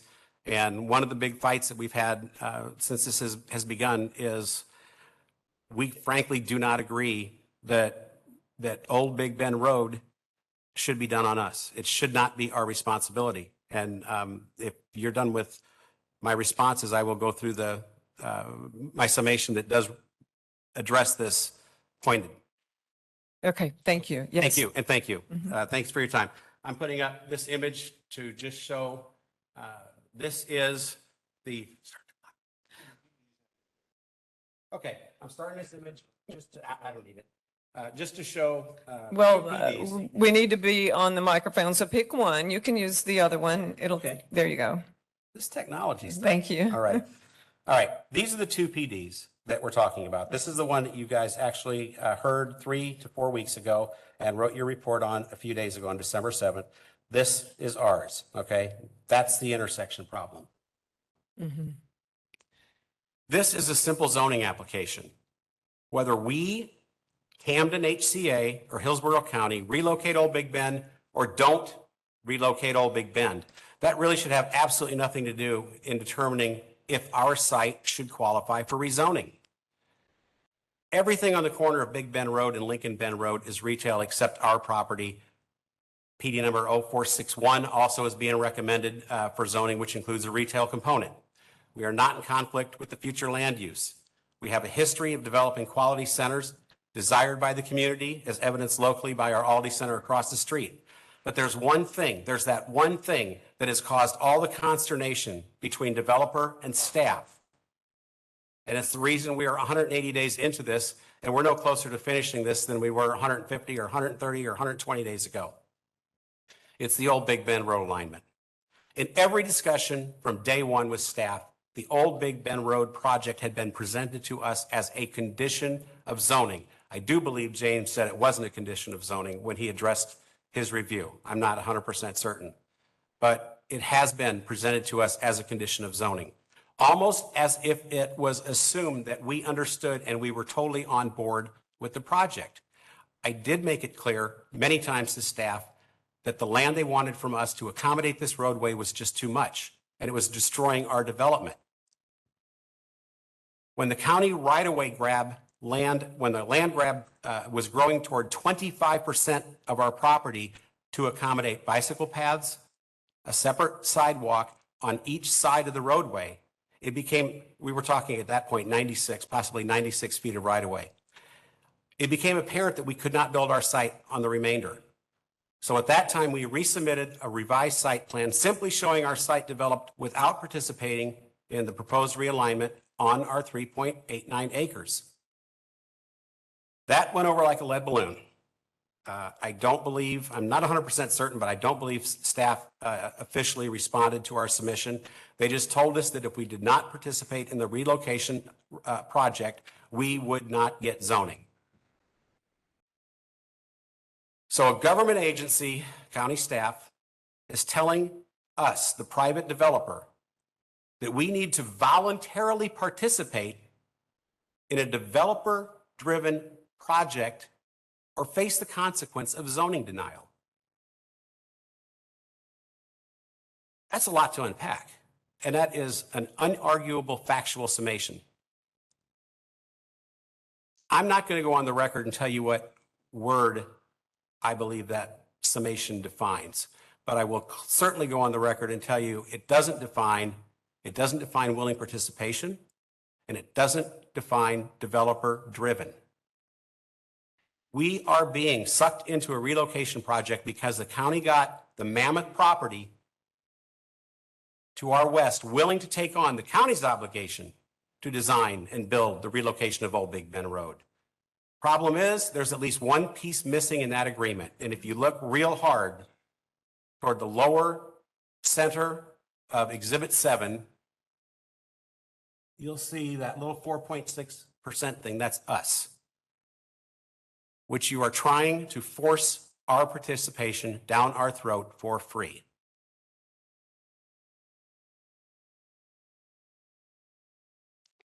We do look forward to developing this property and bringing 2 quality restaurants to the Riverview area. We can build the site on the PD as outlined as we submitted. We will agree to the conditions in our narrative, specifically that we build, dedicate, and swap land specific to the realignment, but we cannot bear the financial burden of that.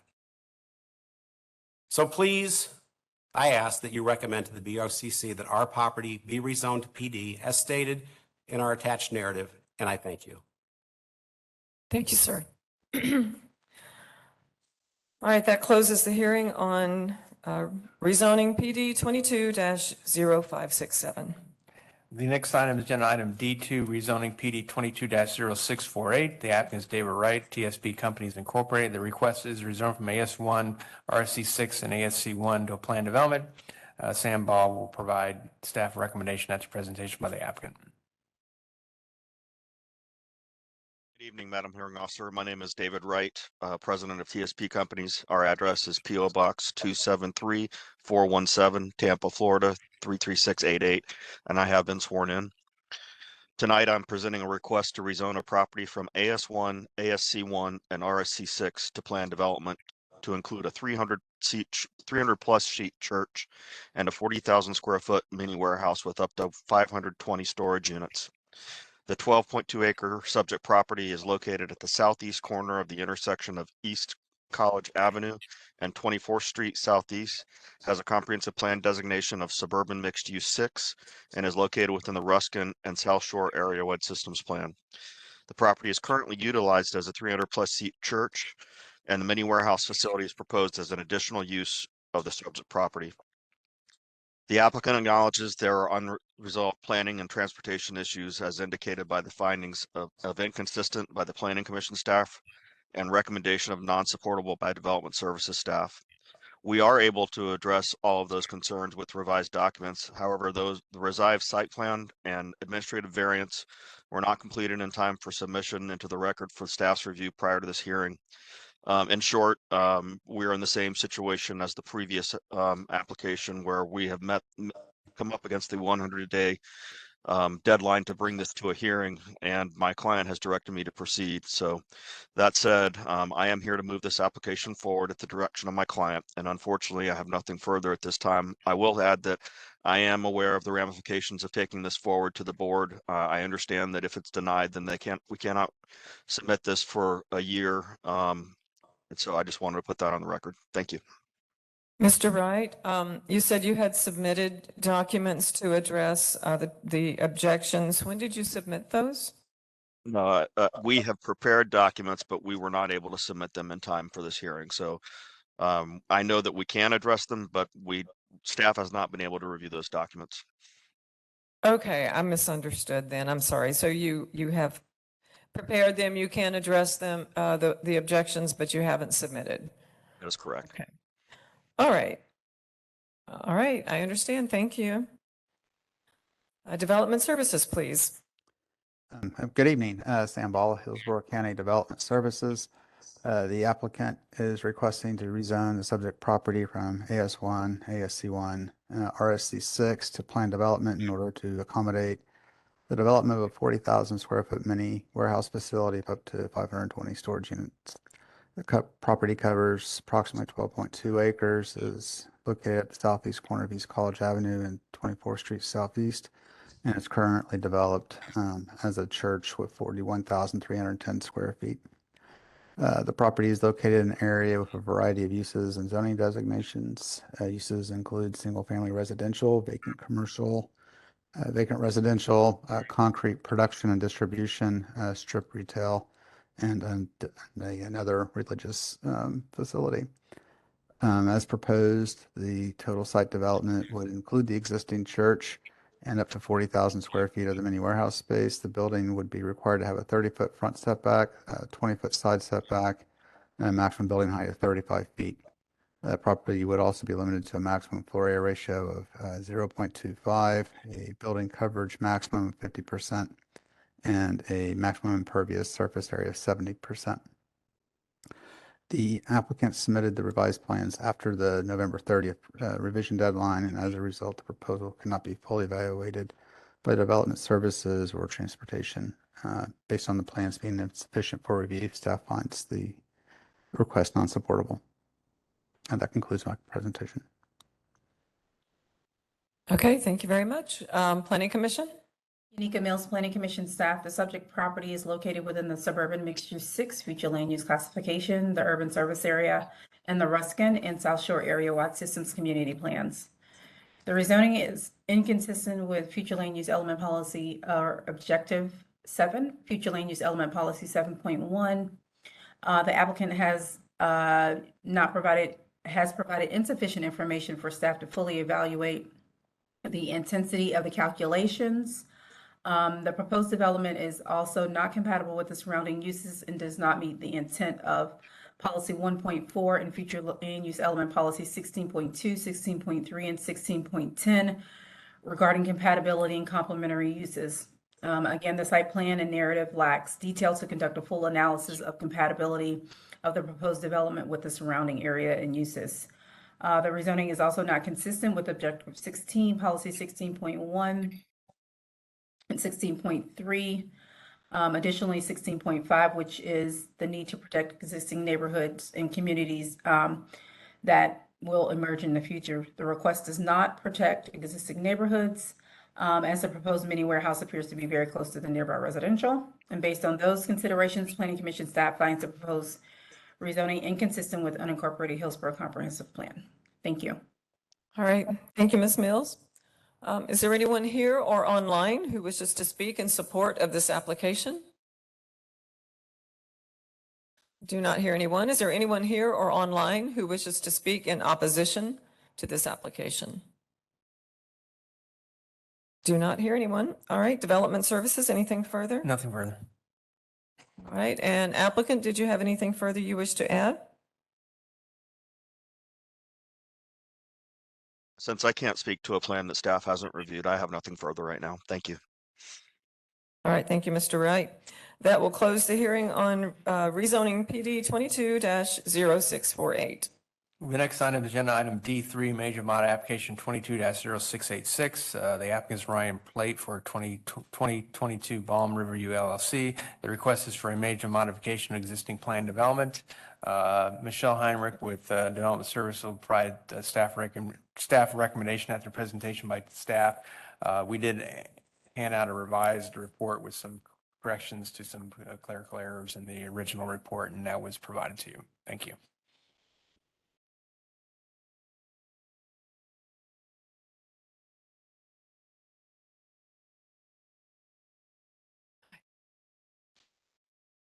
Good evening, Madam Hearing Officer. Michael Brooks for the record. Brooks, Shepherd, and Rocha, 400 North Tampa Street, Tampa 33602. We do have a slide presentation, which I'm going to walk you through. I have a hard copy, but I'll put it in the record at the end. Let's go. This is as Mr. Grady said, 22-0686. The applicant of this rezoning request is the Ferber Company. In the room this evening, Ryan Plate. Ryan Plate and Will Anderson. Of course, our firm is Land Use Counsel, and Rebecca Curtis is working with me. Height Design is doing both the planning for this project. We have Sheila Cherry here tonight and Christy Berrio. Also not listed there is Tim Plate. He's in the room, and Tim Nelder is on, I believe, the audio caption. Michael Yates is the transportation planner, although Michael Yates is not able to participate tonight. He's ill, and so we won't have him with us. Next slide. The request is the property is currently zoned for a 6,500-foot charter school with a maximum of 1,250 students. Prior to that time, it did have commercial zoning. The request is to convert this back to a traditional nodal commercial center, 40,000 square feet of general commercial, 110,000 square feet of self-storage. It's consistent with the locational criteria.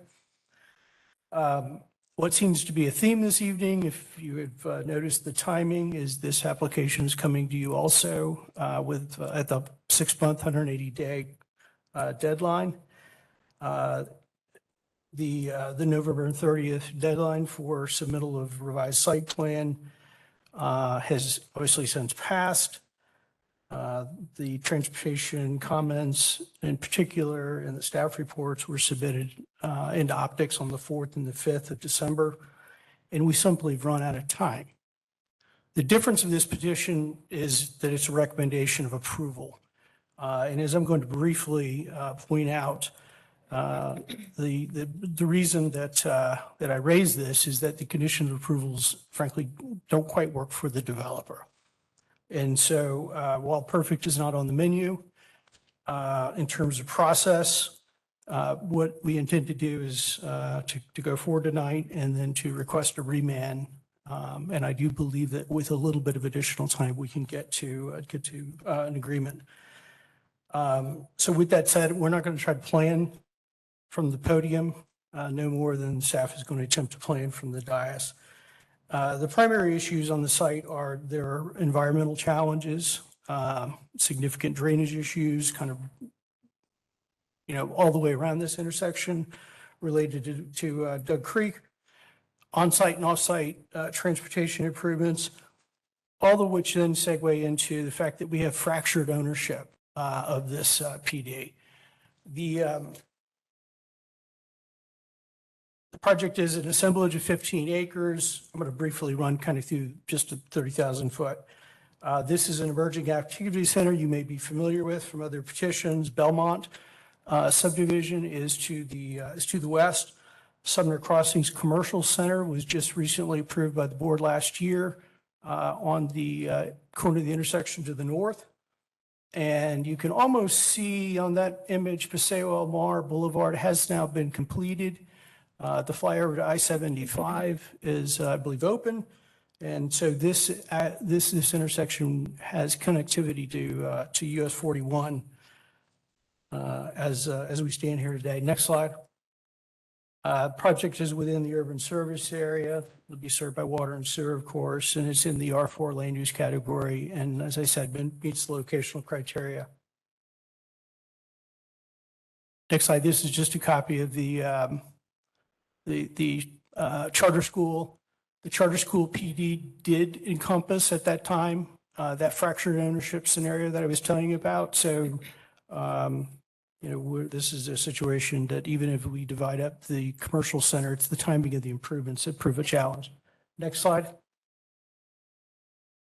This is the proposed site plan. It's as I said, a typical unified mixed-use commercial development. There's parcels A, which is up at the intersection, parcel B, which is just the south, and parcel C are those portions, the portion that has the southern cross connect along the southern property line. There's a common spine road, common access connections, Balm Road and US 301, common drainage system, common wetland floodplain mitigation. Self-storage is limited to parcel C in this particular site. We're agreeable to that. And there are development standards for the site, which are consistent with a commercial project as condition 2. And I won't go through all those. Next slide. There are wetlands and other surface waters on the site, roughly about a little less than 25%. The impacts are shown as cross-hatched on this particular site plan. It's of note that EPC initially did require a resubmittal of the site plan and has since withdrawn those objections, but they withdrew those after the Planning Commission report was prepared. And so what you see now is in the record is an EPC non-objection. And then, of course, conditions 14 and 15 are particular standard EPC conditions that say you have to still go through the permitting process. Next slide. Cross-access connectivity is one of the issues where we still have some work to do. We're proposing a cross-access to the south that'll be constructed concurrent with parcel C. that will most likely be a drive aisle with a stub out. I should mention that the property to the south, that area is platted as part of a residential subdivision. It is drainage easement and conservation area. We really don't believe that that's going to be developed. The cross-access to the east is a little bit more complicated. As you can see on the plan, the wetland is, as the water is moving towards Balm Road, and then ultimately through the next property into Doug Creek. And that cross-access connection onto the east is a little less than 200 feet. So it's more than just a cross connection. And that one in particular, as the conditions are written for condition 10, are a problem for the developer. In discussions with staff after really after the cutoff, almost after the site plan or the staff report cutoff, we do believe that an administrative variance request would be helpful and possibly resolve the issues. And we intend to file that before the Board of County Commissioner hearing. Next slide. If Mr. Yates would here, he would explain this diagram to you, which he prepared. But I'll just run through what you can see on there is that the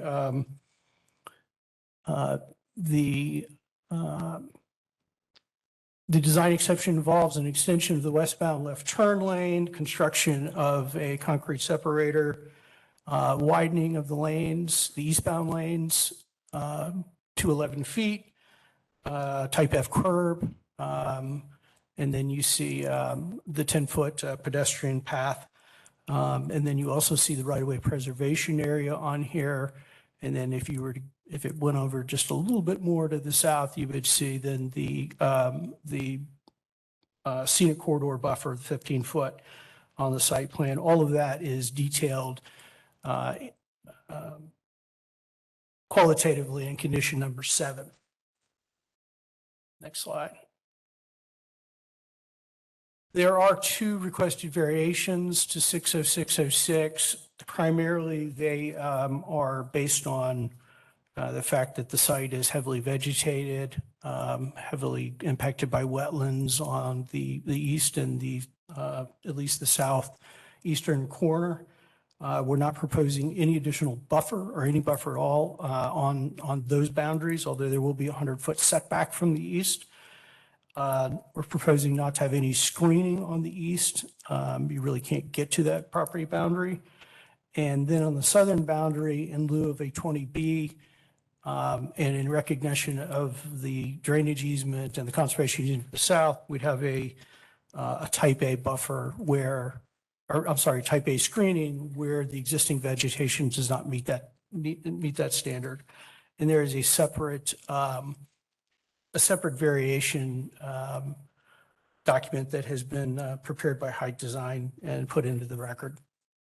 The next slide is just some images of that Mr. Delner, I believe, took of the site, interior to the site, gives you an idea of kind of what the vegetation looks like if you were to venture inside. And then last slide. And this is from a procedural standpoint, we don't know of any compatibility issues. There's no objections to the variance. Development Service, of course, has recommended approval. Planning Commission staff found the rezoning inconsistent based on an EPC comment that has been updated. And we are recommending approval for purposes of moving forward, but want to be clear on the record that we hope to continue discussions with transportation staff on the conditions of approval. So that finalizes and sums up my initial presentation. Okay. And I hate to ask you to do this, but could you go back to the problem you have with condition 10? Is that the only condition that didn't work for the applicant? Well, condition 10 is significantly problematic. Let me pull that up here.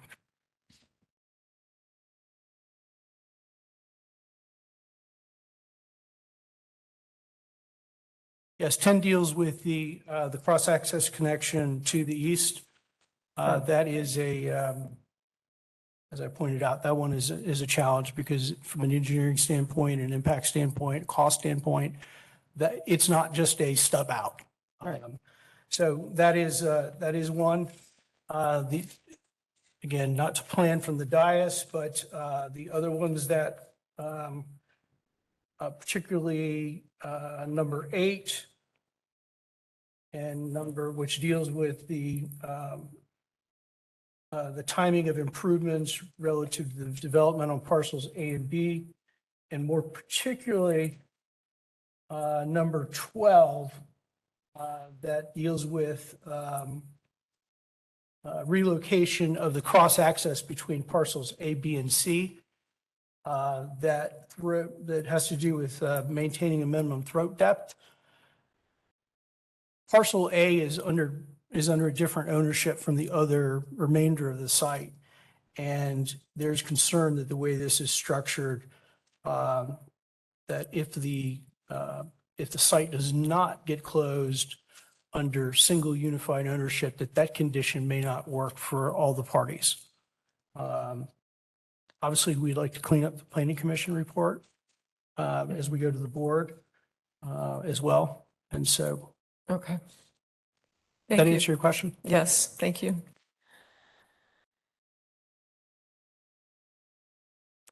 All right, be sure and sign in with the clerk, Mr. Brooks.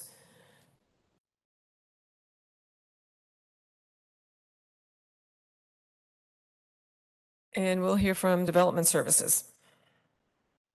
Hi, good morning. Michelle Heinrich again. Are you able to hear me okay? Yes, we can. Oh, great, thank you. As stated, this is a major modification request to PD 17-1402, and as discussed, it is currently approved for a charter school use. The applicants request to remove that use and instead allow 150,000 square feet of CG zoning district uses. The resulting FAR will be 0.23. The site is located in the Res 4 future land use category and is located within the urban service area.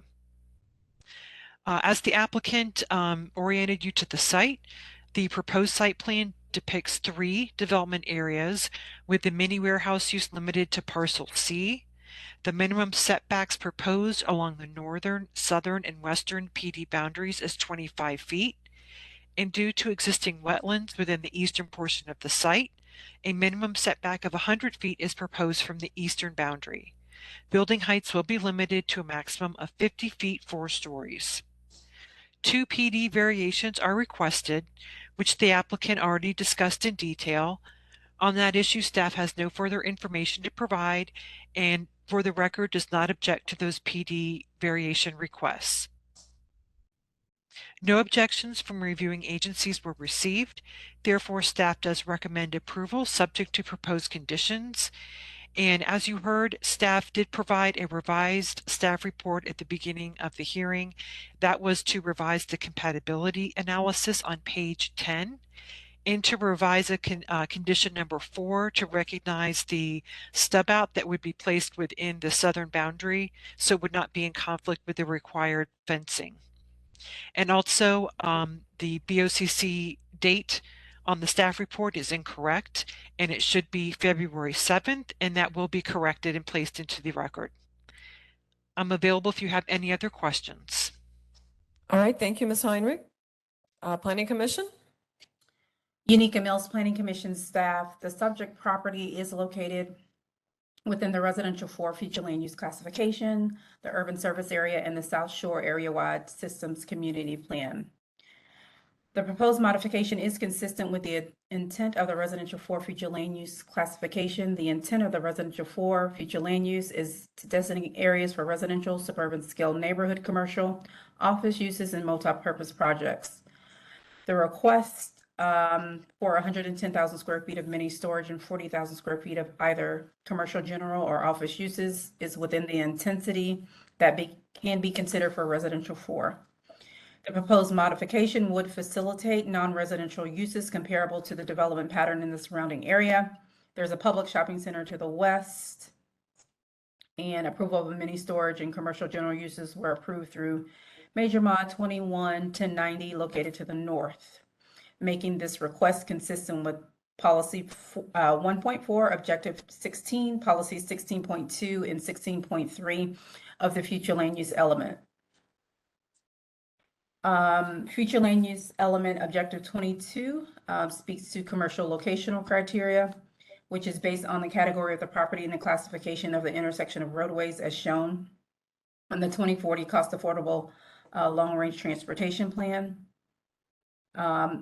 The site does meet commercial locational criteria. There are wetlands present on the property. The Environmental Protection Commission Wetlands Division has reviewed the proposed rezoning.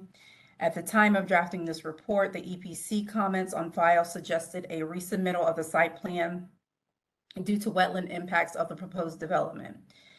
It is the Planning Commission staff's understanding that the applicant may have submitted revised information to EPC. However, without revised comments on file from EPC, Planning Commission staff must follow policy direction within the unincorporated Hillsborough Comprehensive Plan, which prohibits unmitigated encroachment into wetlands.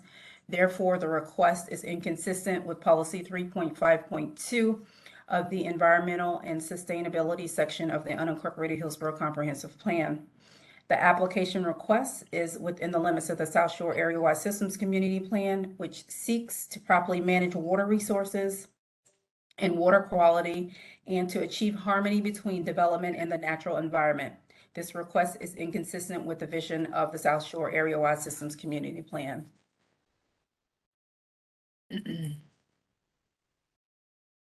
And based on those considerations, Planning Commission staff finds this major modification inconsistent with the future Hillsborough Comprehensive Plan. Thank you.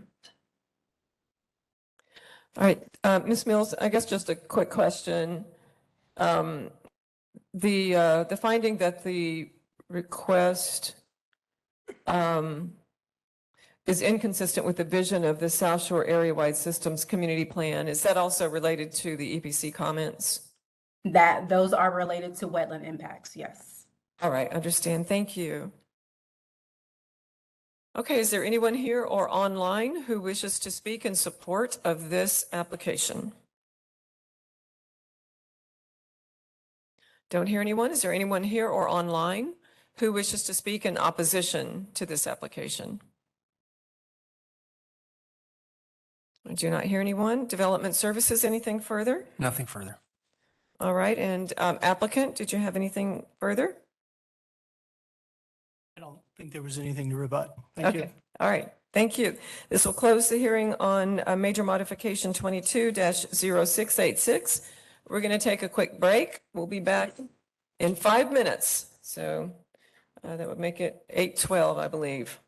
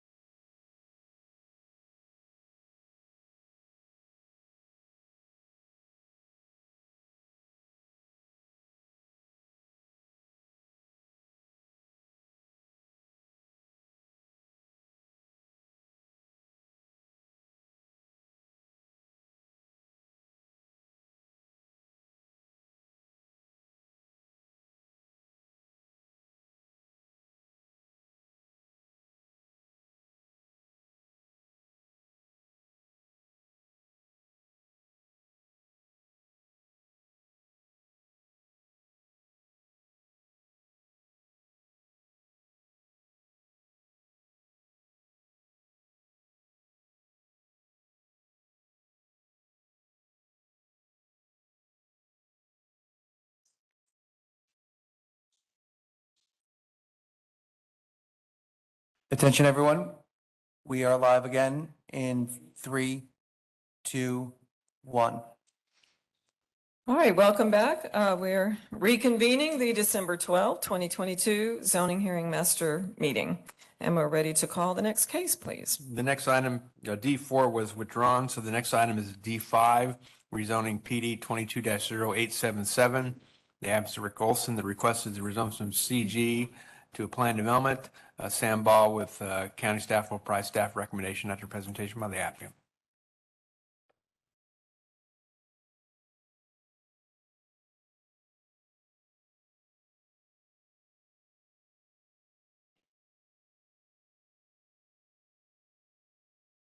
Hello, Malaya Storm, Bowman Consulting, 1410 Northwest Shore Boulevard. We're here as we worked with staff on this redevelopment of the parcel that used to be a bank for a 3,996 square foot car wash. We've worked with staff in depth on this site plan, as well as on the transportation and architectural aspects of this site plan, and we're here for any questions you may have. Okay, thank you. I don't think I have any questions for you. Please be sure and sign in with the clerk. Thank you. Development Services. Good evening, Sam Ball, Hillsborough County Development Services. The applicant is requesting to rezone a 2.23 acre property located at 403 West Brandon Boulevard from commercial general to planned development in order to redevelop the property from a bank with a drive-through to a drive-through car wash. The subject property is located within the urban sector of the State Road 60 Brandon Boulevard Overlay District, and the applicant is requesting 1 PD variation and 2 waivers from the Land Development Code.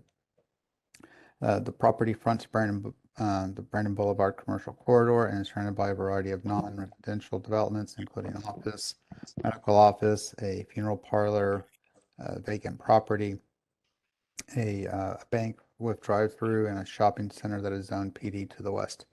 The property abuts commercial general zoning on the other 3 sites. As proposed, PD 22877 would allow the property to be redeveloped into a car wash of up to 3,996 square feet. Floor area ratio would be 0.04, and the maximum building coverage would be 27%, and the impervious surface ratio would be limited to 70%. As part of the application, the applicant is requesting a variation to LDC 60502N for off-street loading. To offset the need for a loading space, the applicant will limit deliveries to hours outside of business hours when the property will be closed to customers. The applicant is also requesting 2 waivers from LDC Part 3.14.00 for the State Road 60 Brandon Overlay District. The first waiver request is from Section 1405.3A for building placement requirements pertaining to the minimum and maximum setbacks. This is necessary to meet FDOT requirement for cross-access drive. And the second waiver is for the architectural requirements for facades, exterior cladding, and roof of 3.14053B 1, 2, and 4. This is based on the operational constraints of a car wash. To meet the intent of the code, the car wash building must be designed and constructed with building materials, embellishments, and design features that are as they're depicted in the building road renderings that are provided by the applicant with the site plan on November 22nd. Based on the adjacent zonings, uses identified in this report, as well as the proposed development standards, staff finds the proposed development compatible with the existing zoning districts and development pattern in the area and recommends approval, subject to conditions. That concludes my presentation. All right, thank you. Planning Commission, please. Unica Mills Planning Commission staff, the subject property is located within the urban mixed use 20 future land use classification, the urban service area, and the Brandon community plan. The proposed rezoning meets policy 1.4 of the future land use element as it's compatible with the surrounding area, which is primarily commercial general and planned developments. The site is located again in the urban mixed use 20 future land use category, which anticipates higher intensity uses, which are inclusive of commercial uses. And the proposed rezoning therefore meets the intent of Objective 8 and 8.1 and 8.2 of the future land use element. The proposed modification would complement the surrounding land uses and is therefore consistent with Objective 16, Policy 16.1, 16.2, and 16.3. As well, it's consistent with Policy 16.5 of the future land use element, which calls for higher intensity development along arterials and collectors. The site with an urban mixed use 20 future land use category can be considered for up to over 97,000 square feet of commercial uses. The applicant is requesting far less than what is permitted on the sites. Objective 17.1 of the community design components requires developments of commercial areas to enhance the county's character and ambiance. Policy 17-1 of the community design component requires site planning coordination between properties. The proposed development will have cross access with adjacent properties to the east and west. The applicant is requesting several waivers in the Land Development Code. At the time of filing this report, County Transportation as well as Development Services staff supported the proposed development. And based on that, the proposed request is consistent with Objective 9 and Policy 9.2 of the future land use element.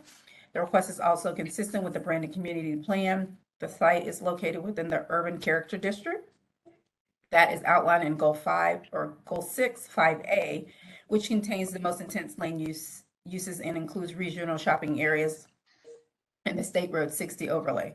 The proposed development is a car wash that fits the character of the area and therefore meets the intent of that character district. And based on those considerations, Planning Commission staff finds the proposed rezoning consistent with the unincorporated Hillsborough Comprehensive Plan, subject to conditions as proposed by Development Services. Thank you. Thank you very much. All right, is there anyone here or online who wishes to speak in support of this application? Yes, my name is Chris Ferrari. I'm one of the owners of Olson Land Partners and the applicant for this. And I just want to say I just want to appreciate staff and for helping us through the process and getting to something that I think is agreeable for us and for them. And I think we meet the intent for what we hope to believe is a great development. And myself, we have an engineer on staff here as well, Brandon, and an architect, Donnie. So we're available to answer any questions that there may be. And with that, we're just excited to get going to the next step. Thank you. All right, thank you, sir. Is there anyone here or online who wishes to speak in opposition to this application? I do not hear anyone. Development Services, anything further? Nothing further. All right, and applicant, did you wish to have anything further? No? All right, thank you very much. That closes the hearing on rezoning PD 22-0877. The next item is agenda item D6, major mod application 22-1120. The request is for a major modification of existing PD. Tanya Chappella will provide staff recommendation after presentation by the applicant.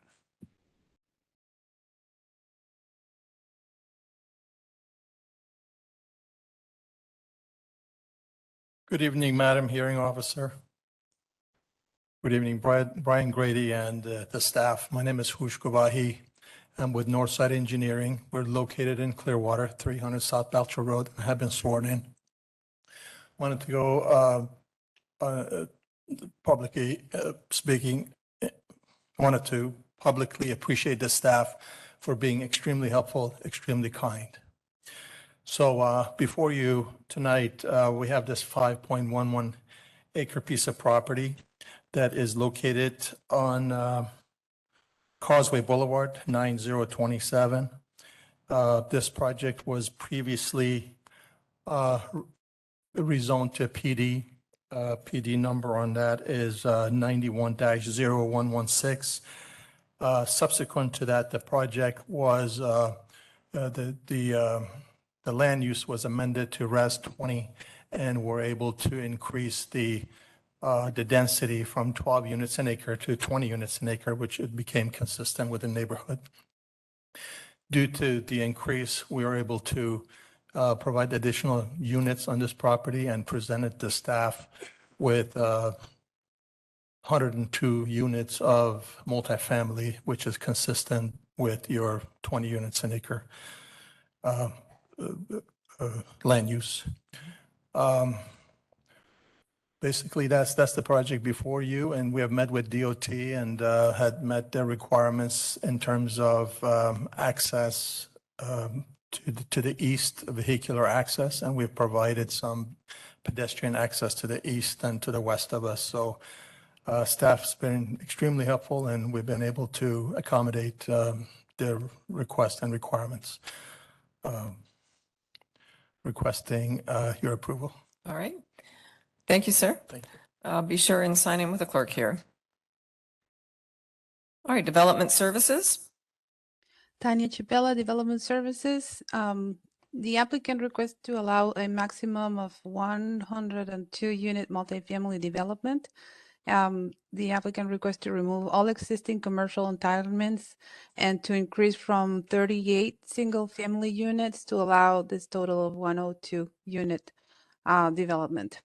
A waiver is required to building height requirements, and the subject site is located along Causeway Boulevard with commercial and single family and also multifamily residential uses.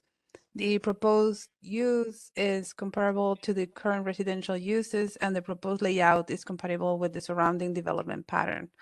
Furthermore, the proposed density increase from 7.4 to 19.96 dwelling units per acre is permissible in the Res 20 future land use. Additionally, the modification will remove commercial entitlements and will result in a decrease in potential trip generation by 5,472 daily trips total.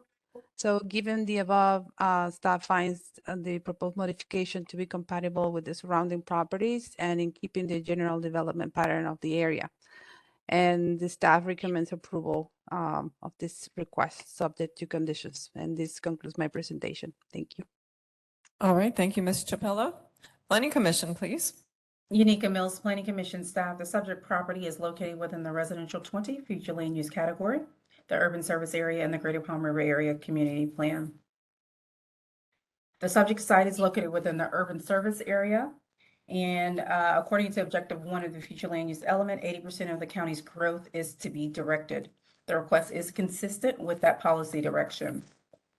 The request is also consistent with the residential 20 future land use category. The applicant is requesting the maximum density that can be considered on the site of 102 units.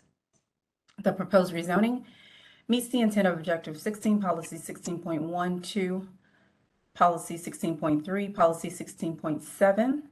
The proposed density is reflective of the surrounding multifamily neighborhoods to the east and south. The site plan appears to show an efficient system of internal circulation with main access off of Causeway Boulevard. The proposal meets the intent of the Greater Palm River Area Community Plan. The proposed pedestrian cross access to the public space to the west of the site supports Goal 4, Strategy 3, which encourages connections to parks and public lands as new development occurs. And based on those considerations, the Planning Commission staff finds the proposed major modification consistent with the unincorporated Hillsborough Comprehensive Plan, subject to conditions proposed by Development Services Department. Thank you. All right, thank you. All right, is there anyone here or online who wishes to speak in support of this application? Do not hear anyone. Is there anyone here or online who wishes to speak in opposition to this application? All right, please come forward.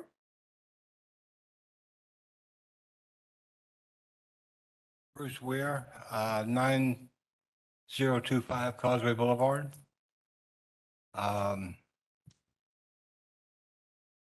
One question I've got for the county and staff, or I've got several here, is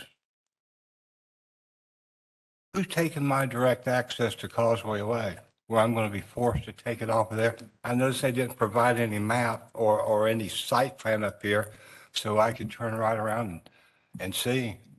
We requested a site plan. They never gave it to us.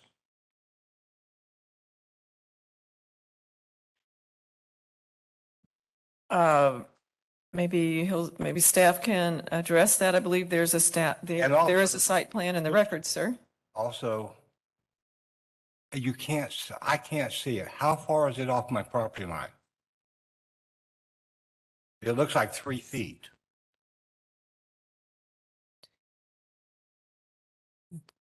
Sir, where is your property in relationship to the, Directly to the west. so you're like the northwest, just the west of the intersection? Renton, are you just west of the access to this parcel? I am supposed to take direct access off of their road. Okay. And first off, I've got a truck, and the way things look, I'm going to have to come in, block all entrance to it, get out, open the gate, come back, and it's going to create causeway to be a load lane for their project. And then when I go to leave, you got the medium cut there, and when I've got my 24-foot trailer, how in the world am I supposed to access my own property? And by the way, I am agricultural, ASC 1. I noticed the staff turned around and said that I was, residential. So, I mean, I can farm there.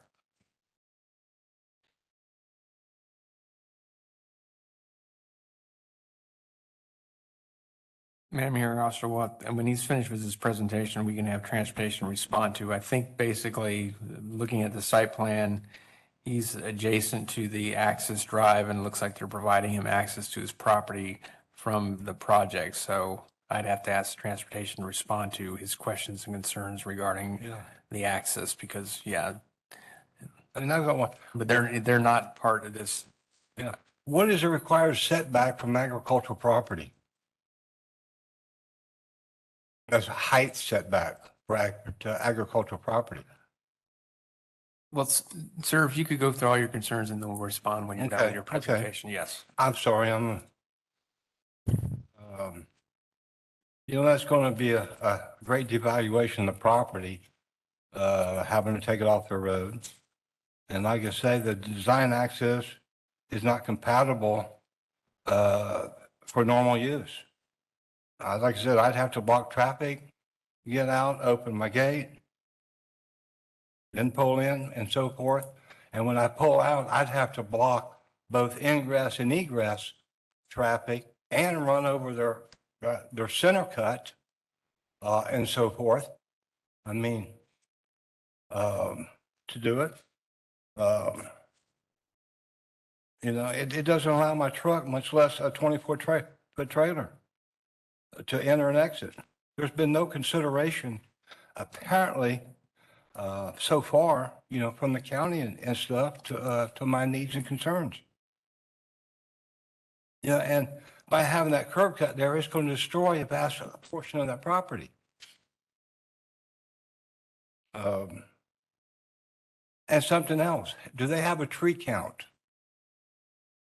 Have they done a tree study on the property?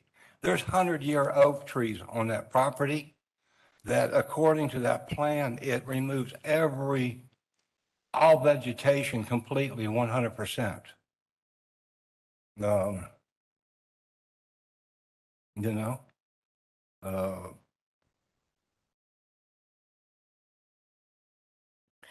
Okay, Mr. Weir, so from what I understand, your concerns are access, that's a big concern, setback from your property. Yes. And the impact on your property value. Exactly. And the trees on site. Oh, yeah. I mean, there's 100, and who's responsible for for the condemnation, basically? Okay.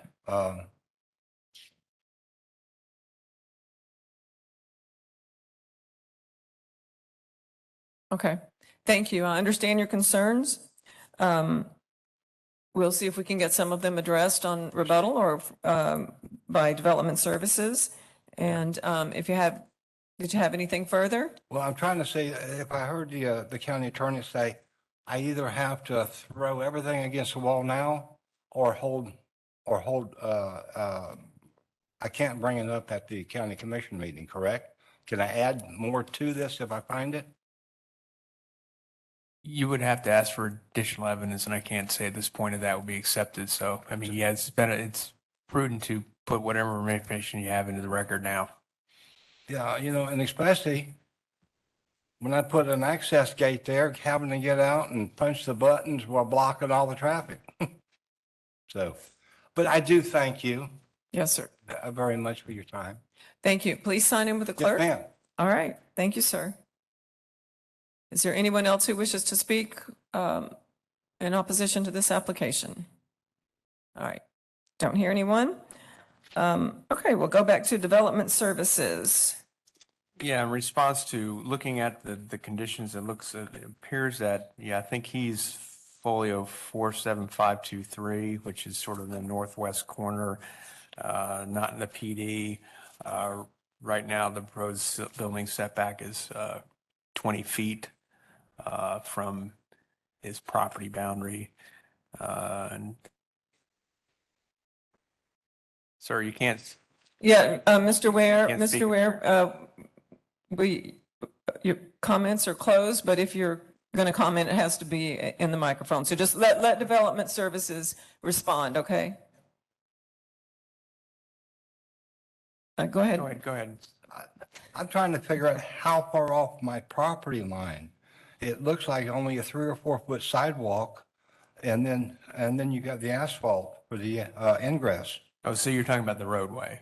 Yes. Okay, yeah. I mean, running north and south. Yeah, transportation would have to advise on that, but yeah, I think it looks, yeah, it certainly does look like it's fairly close to the property. I'm not sure, but they'll have to advise on that. I thought you were talking about the buildings, but the building setback. When I make a U-turn with my truck, I can barely make it in the 2 lanes that DOT already has existing there on Causeway. Yeah.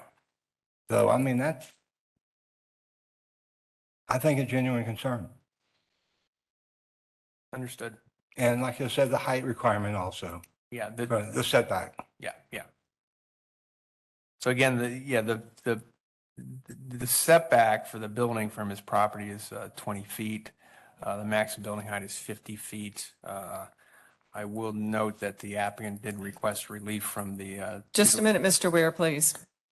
Please Sir. go ahead, Mr. Grady. I want to hear what development services has to say. If you'll please, Mr. Grady, please proceed. Yeah, so and again, the building height's 50 feet, and so they are seeking relief from the 2 to 1 additional building setback for building heights over 20 feet that's prescribed in the code. So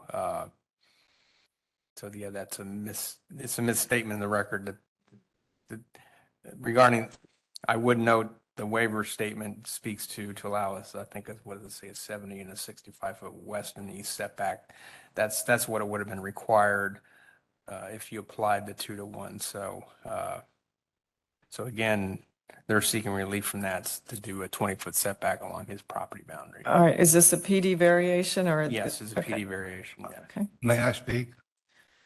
No, sir, just a moment, please. It's not a variation, I'm sorry, it's a waiver. It's a waiver. Yeah, it's not Okay, a thank variation you. because it's just, again, yes. All right, and can you explain the access concerns? I would ask, I think, transportation staff to respond to that. Okay, is Mr. Ratliff available or someone from transportation, please? Good evening, Madam Hearing Master. Richard Perez. The subject property has proposed access on Causeway Boulevard, which is an FDOT maintained facility, 4-lane divided roadway. Thus, the applicant was required to meet with FDOT prior to staff completing our review and submitting our recommendation. The applicant did meet with FDOT, and FDOT's comments indicated that due to the non-conforming nature of the access on FDOT's roadway in terms of spacing from adjacent existing driveways on Causeway Boulevard, that they would require a shared access facility be established from the subject property to the west. That does not change the current access for the adjacent property to the west at this time. However, if that property were to intensify or change use, they would have to seek a right-of-way permit from FDOT just like the subject property. And at that time, FDOT would stipulate whatever requirements for access to Causeway Boulevard. With a shared access facility, it is possible that FDOT could require that future development to access the subject property's access connection to Causeway Boulevard. Okay, Mr. Perez, let me just make sure I understand. So the gentleman who is speaking, the citizen who is speaking in opposition, Mr. Ware, he has access to his property on Causeway Boulevard. And so it's my understanding from what you just said that that will not change if this rezoning is approved. That will not change. Mr. Ware will continue to have access to his property as long as he continues to own it and use it the way he is. But if he or some future owner of that property, Mr. Ware's property, comes in and requests some development approval, then potentially his access would have to be through this subject property tonight. Is that correct? That is correct, subject to FDOT's determination. And this is FDOT's determination because this is an FDOT road, correct? That is correct. Okay, then one more thing. The subject property tonight, it's my understanding then from what you said, there's a condition that they will have to provide access through their property to Mr. Ware's property if sometime in the future that becomes necessary. Is that correct? That is correct. Okay. All right, thank you. Thank you very much, Mr. Perez. All right, Mr. Ware, did you understand that? Mr. Perez? Please, Mr. Ware. DOT has already denied, I've talked to them, there's got to be 245 feet. Mr. Ware, so you will continue to have access to your property the way it is right now? Oh, one thing that I'd like to have the staff point out, my property is not residential as they have assumed and has been reported back to me. It is agricultural. Understood, and you placed it on the record, so. Yes. So there, I know there's different setback requirements for agricultural. Okay. Thank you, sir. And I'm sorry. I believe the applicant, as part of the rebuttal, is going to indicate they're willing to commit to, along that.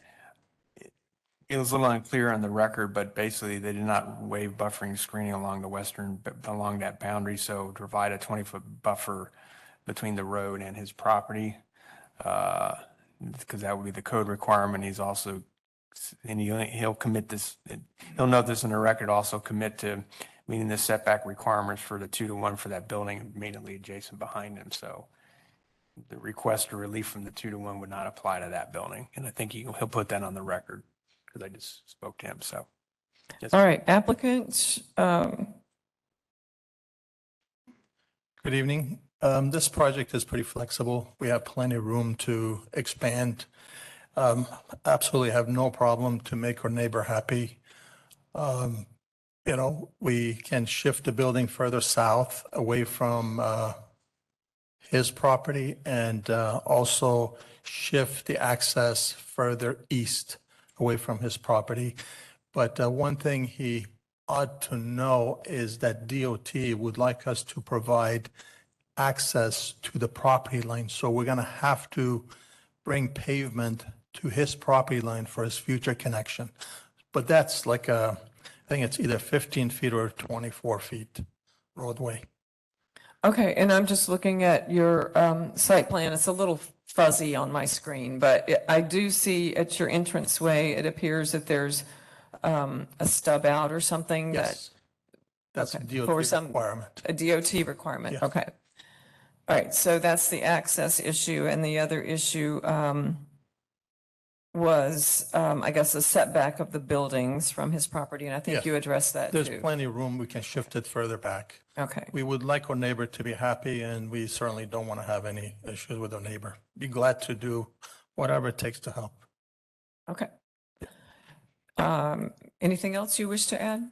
No. That's Okay. really it. All right. Thank you. Thank you very much. That will close the hearing on major modification 22-1120. Next item is agenda item D7, rezoning PD 22-1195. The applicant's William Sullivan. The request for the Potomac Land Company. The request is rezone from AS1 to a planned development. Michelle Heinrich will provide staff recommendation after presentation by the applicant.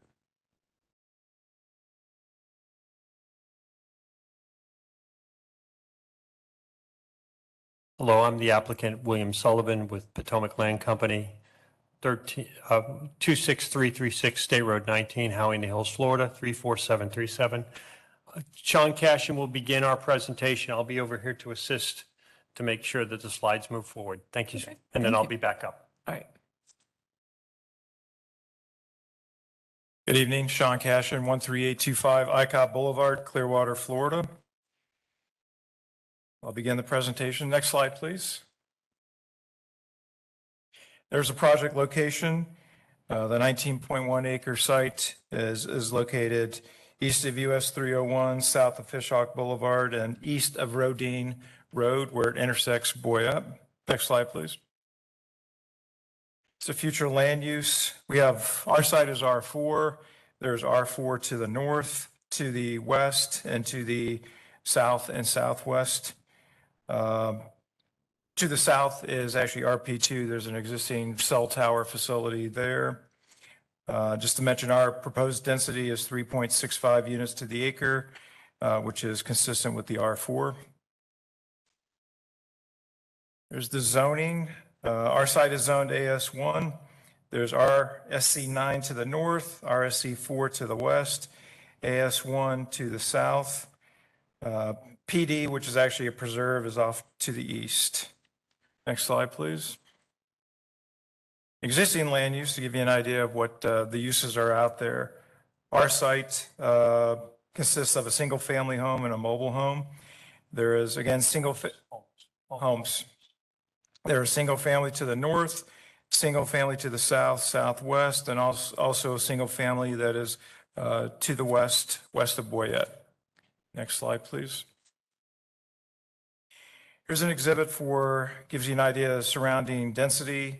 Again, our site, which is in yellow, we are proposing 70 units, which is 3.65 units to the acre.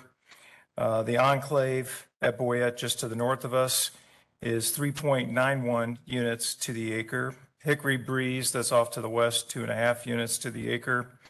The large preserve area is off to the east and north of the site. And there's some other developments further north, which have like Hammock Crest and Sandhill Ridge. They have 3.22 and 3.4 units to the acre. Next slide, please. Just for some context, some of the projects under development that are outside the urban service area, and those are outlined in yellow there. You can see that various size developments. The minimum lot widths vary from 40 to 70 feet. The minimum lot sizes vary from 4,000 to 7,000 square feet. Just for comparison, we are proposing 50-foot wide lots with a minimum lot area of 7,000 square feet. Next slide, please. Topography. The slide is relatively flat. There is a low area that's located to the northeast, which abuts the preserve area, which is to the east. Next slide, please. That's the FEMA flood map, and we are well outside of the 100-year flood. We are in Zone X. Next slide, please. Wetland area map. Again, you can see some wetlands off to the northeast. Our site is high and dry, and there are no wetlands within the site. Next slide, please. Significant wildlife habitat areas. You can see the preserve to the east and the north. That is a large, significant wildlife habitat area, as well as off to the northwest. Our site is not part of that significant wildlife habitat area, which will be on the next slide, please. And that is a letter we had received from Hillsborough County. You can read it at your leisure, but the most important sentence is that the natural resources section has determined that this site does not qualify as a significant wildlife habitat area. Next slide, please. ELAP areas, which are Environmental Lands Acquisition and Protection Program. You can see the large preserve area to the east and north. That is all part of a ELAP area. Next slide.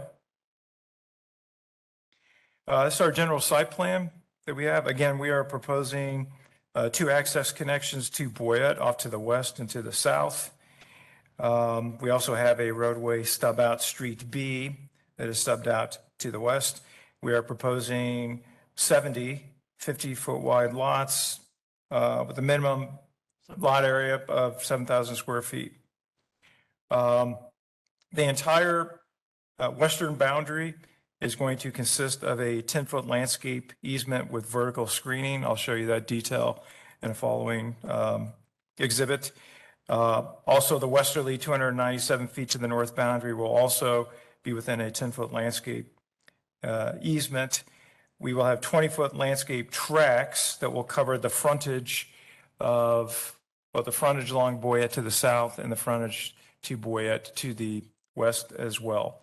And this is also a condition, but there will be a minimum 4-foot high fence, maximum 6-foot high fence that will be along the western boundary and also about 300 feet of the northeasterly boundary as well. Next slide, please. Again, this is just a table that's on that general site plan. It talks about the 6-foot PVC fence along the perimeter of the west, south, and most westerly, 297 feet of the north boundary. Density 3.65 units to the acre, 50-foot wide lots, 7,000 square foot minimum. Next slide, please. See detail of the vertical screening that is going to be within the 10-foot landscape easement areas, which will consist of a 6-foot high PVC fence, as well as 10-foot tall, 3-inch caliper trees, 40 feet on centers. So that'll provide a fairly good visual buffer. Next slide, please. The color concept plan just delineates and color the different areas. There you have the lots, the roadway in gray, and then we have proposed retention areas that are located along the northeast. Next slide, please. We've had some variances and design exceptions. The first one is the driveway spacing for both the driveways connections to Boyette West and Boyette South. That has been deemed approvable by County Engineer Mike Williams. The next one is the administrative variance for a number of driveways. That's also been deemed approvable by Mike Williams. Third one is a design exception for connections to Boyette Road, a substandard road.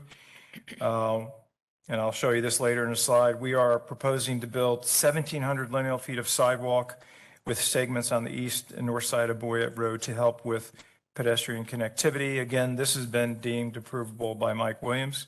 Next slide, please. This is an exhibit just showing the existing driveways, our proposed driveways, and anyways, those have been deemed approvable by Mike Williams. Next slide, please.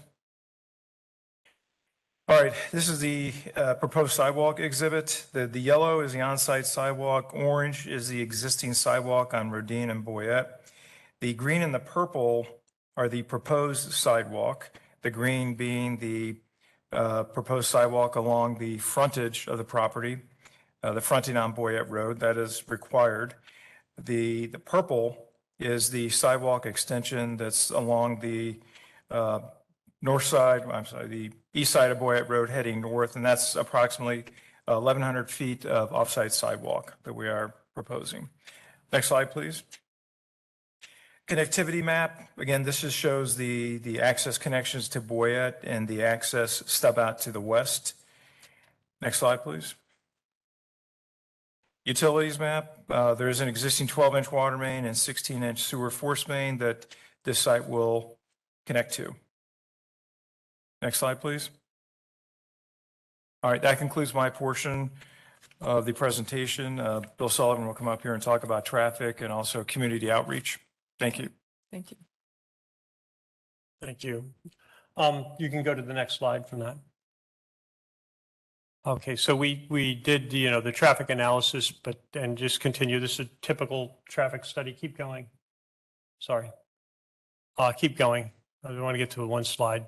One thing we did do is we did what we call traffic study nodes. We did traffic counts on both where we're going to have our new roads. So one on to the north right there, you can see the traffic count location that's in the yellow dot there, and then to the south. So there would be no ambiguity as far as what the traffic conditions were like out in the area. We feel it's important that we have full disclosure. Continue. And then that just talks about the volumes, and unfortunately, I don't have my traffic consultant here tonight, but you continue. Keep going. Keep going. Keep going. We're going to, okay, roadway, go back. Roadway classification, we're corridor preservation. We're not a corridor preservation. Go to the next slide. We are in the scenic corridor, and therefore we had the 20-foot, buffer in the front for landscaping. Continue. Community outreach. We had a community meeting. These are the locations of the people that attended. We only had three parties actually attend the community meeting. There was a total of about 8 people there, but 3 parties of folks adjacent to us. And unfortunately, the one gentleman to the south, the one there in the south portion, he passed away just a few weeks ago. So that's pretty unfortunate. Next one. So continuing the community outreach, we not only have a community meeting, we then go out and meet individually with the owners in the area, all the adjacent owners. It clears up any ambiguity from a standpoint of, as you've seen in other applications tonight, whereas the people don't know what the plan was or whatever. We spend time and meet with almost everyone we can. We had the neighbors to the west of us sign a petition in support. And then we've met with all the other adjacent owners that we could. So, next slide.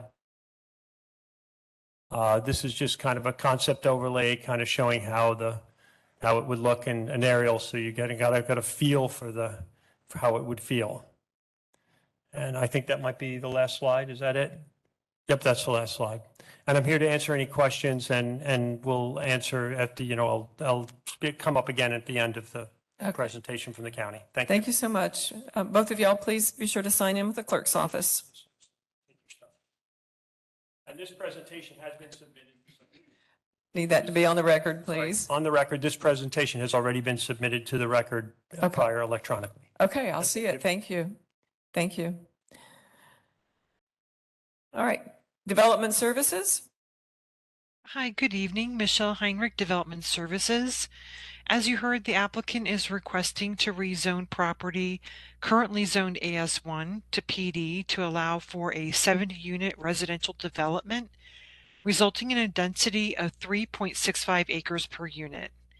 The site is located in the Res 4 future land use category and within the urban service area. As you saw on the applicant's slides, the Fishhawk Creek Preserve ELAP property is located to the immediate east-northeast of the site. The proposal will allow 7,000 square foot lots with front yard setbacks of 20 to 15 feet, 20-foot rear yard setbacks, and 5-foot side yard setbacks. Building height is limited to 35 feet.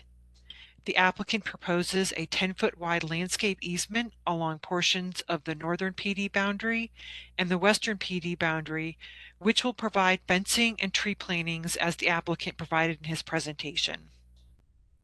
Staff did not identify any compatibility issues and received no objections from reviewing agencies. Therefore, we recommend approval subject to proposed conditions. And unfortunately, as you've heard from my other reports tonight, the correct BOCC land use meeting for this is February 7th, not February 14th, and that will be corrected into the record. Thank you. Thank you very much. All right, Planning Commission. Unica Mills Planning Commission staff, the subject property is located within the residential 4 future land use category, the urban service area, and the South Shore Area-Wide Systems Community Plan. The proposed rezoning meets the intent of the residential 4 future land use category as the proposed residential uses are anticipated within this category. The proposed rezoning also meets the intent of Objective 1, Policies 1.3 and 1.4. Again, the site is located within the urban service area where 80% of growth should be directed within the county. The maximum density that can be permitted on the site under the residential 4 future land use category is 76 dwelling units.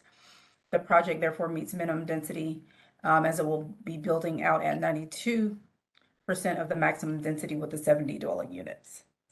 The proposed rezoning is also compatible with the surrounding area, which includes single-family residential uses, natural preservation lands, and multifamily to the northwest of the site. Let's see. The proposed rezoning also meets the intent of Objective 16, 16.1, 16.2, 16.3, as well as 16.10, and meets and exceeds all setback and buffering and screening requirements, and is compatible with the surrounding area. Again, the subject site is located within the limits of the South Shore Area-wide Systems Plan and meets the intent of Goal 4 of Cultural and Historical Objective by maintaining housing options for all income groups. And based on those considerations, Planning Commission staff finds the proposed rezoning consistent with unincorporated Hillsborough Comprehensive Plan, subject to conditions proposed by Development Services. Thank you. All right, thank you. Is there anyone here or online who wishes to speak in support of this application? All right, do not hear anyone. Is there anyone here or online who wishes to speak in opposition to this application? I'd like to speak in opposition, please. Okay. Hi, so I live at 11935 Twilight Darner Place. All right. On his, Could you state your name on the record too, please? yes, I'm sorry, Mystery Lausch. Thank you. I also speak on behalf of my fiance. He is in Iraq at the moment, so he could not be here. But yes, we both feel this way. All right, what are your concerns, please? So I have a few concerns. First of all, we were not part of whoever they may have spoke to in regards to building this. I'm concerned with the property value in that we bought this house based on the location and knowing the zoning. And, you know, we don't particularly want to deal with the construction and everything.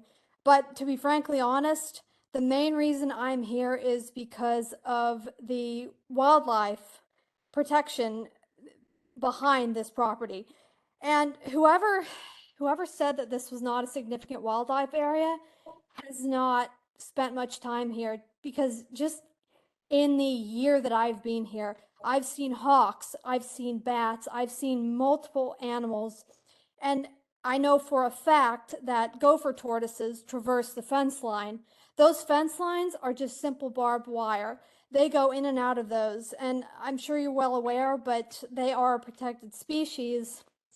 So I'm concerned with what they're planning to do in regards to that, because, you know, the thought of these animals losing their homes is just, it's a travesty. Additionally, in regards to traffic, the intersection of Boyette and Rodine, I don't know if they monitored that during rush hour, morning or evening, but it is a disaster zone, and I'm afraid that adding a big subdivision there, it's just going to be a parking lot.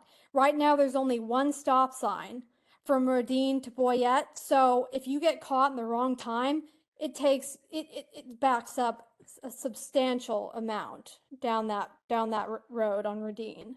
Other than that, I don't really have anything else to add. That's my main concern.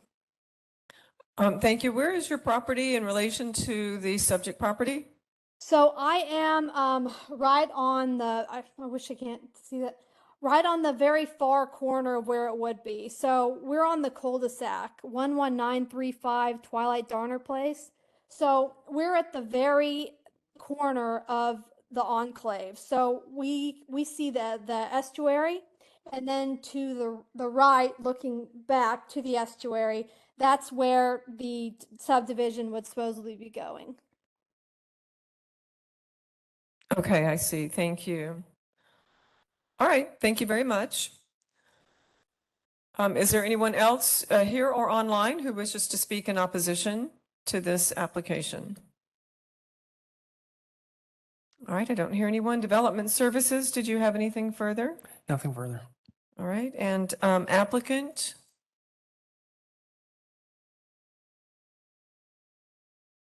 For the record, we have submitted a wildlife, we did an REA study. We will protect the turtles as best we can and relocate the ones that are on our site. Additionally, the way that the site is designed, it should help actually alleviate some of the traffic situation on Boyette and Rodine, because ours is basically, it'll be a cut through, unfortunately. But it's not designed that way, but we all know that everyone's going to be looking for the quickest way around. And so we do know that there'll be some cut through traffic. And your site won't be gated? No, then? no, ma'am. Okay. It is a public subdivision. Yes, ma'am. Okay. Public roads. All right. Thank you, sir. If nothing else then from the applicant, that closes the hearing. I'm sorry.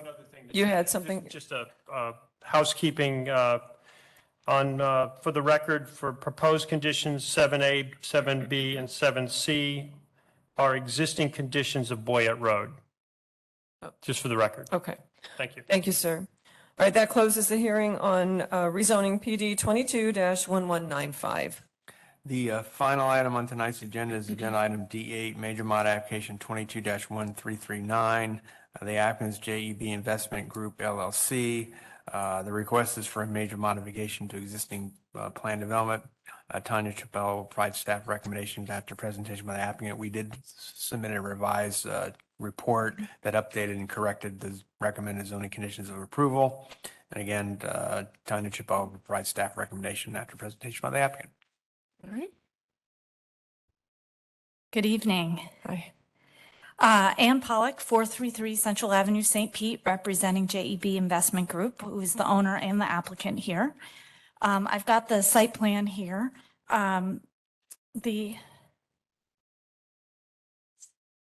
See it pretty good.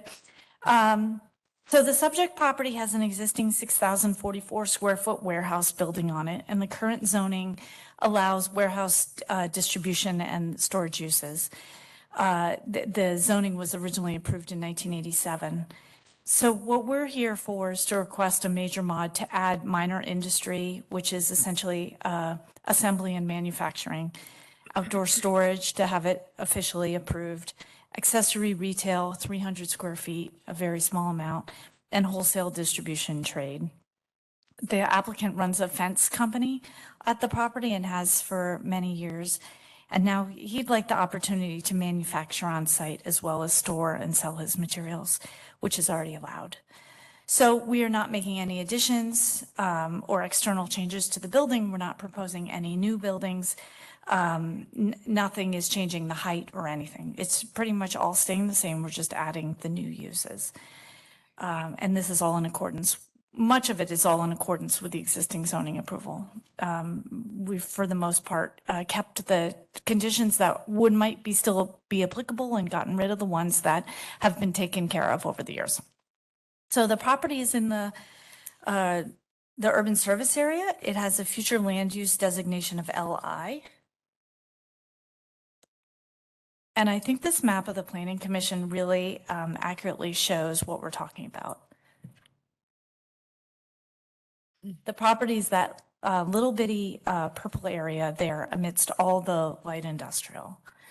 As confirmed by the Planning Commission in their report, the request is consistent with the policies, objectives, and goals of the comp plan. It's also consistent with the surrounding uses and compatible with the surrounding area, as it's sensitive to the character of the existing development. And this is confirmed by the zoning staff in their staff report. So for the future land use, as you can see on the north, south, and west, it's all designated light industrial. To the east is Res 6. The property to the north is zoned M. There's a food packaging plant. To the south is SPI AP3 because of the airport nearby. And that's a light manufacturing. I think it's an engineering company. And the property behind the building to the west is also zoned the SPI AP3, and it's a wide CSX railroad right-of-way, providing a large buffer to further light industrial uses. The project is proposing light industrial uses, generally abutting light industrial uses, and the staff report concurs that the development pattern and character of the west side of North Occident Street contains similar light industrial uses, and therefore the proposed additional uses to this site are compatible. Now, of course, as you can see to the east across Occident, there is a single-family residential subdivision, but this property has been designed over the years to be compatible. I'm going to go back to the site plan. As you can see, the existing building is on the far west side, about as far away as it can be from the eastern boundary. And it's almost, I think, 280 feet from North Occident, which is close to the amount that if you were to actually do the public notice from that building, you would be beyond. It really limits the possibility of any noise or disruption from the building specifically. The site is surrounded by a fence to the north and south, adjacent to the light industrial uses, but it also has an 8-foot masonry wall along the front and an opaque gate at the front. So the gate is open during working hours, but the rest of the time it's closed. And so you really don't see interior to the space. And the project will comply with all landscaping and buffering requirements. Open storage would not be visible from the street as it is today. And the additional uses actually will only have an increase of 1 p.m. and 1 a.m. peak hour trip. So there should be really little impact to the roads. The conditions of approval are really all designed to ensure that the surrounding properties are not negatively affected. And again, much of them are consistent with what has been there. We would request one change to the setback conditions. It's not really a change, it's sort of more of a typo fix. The front setback, it says north along Causeway. Which condition Oh, was I'm it? sorry. This is condition number.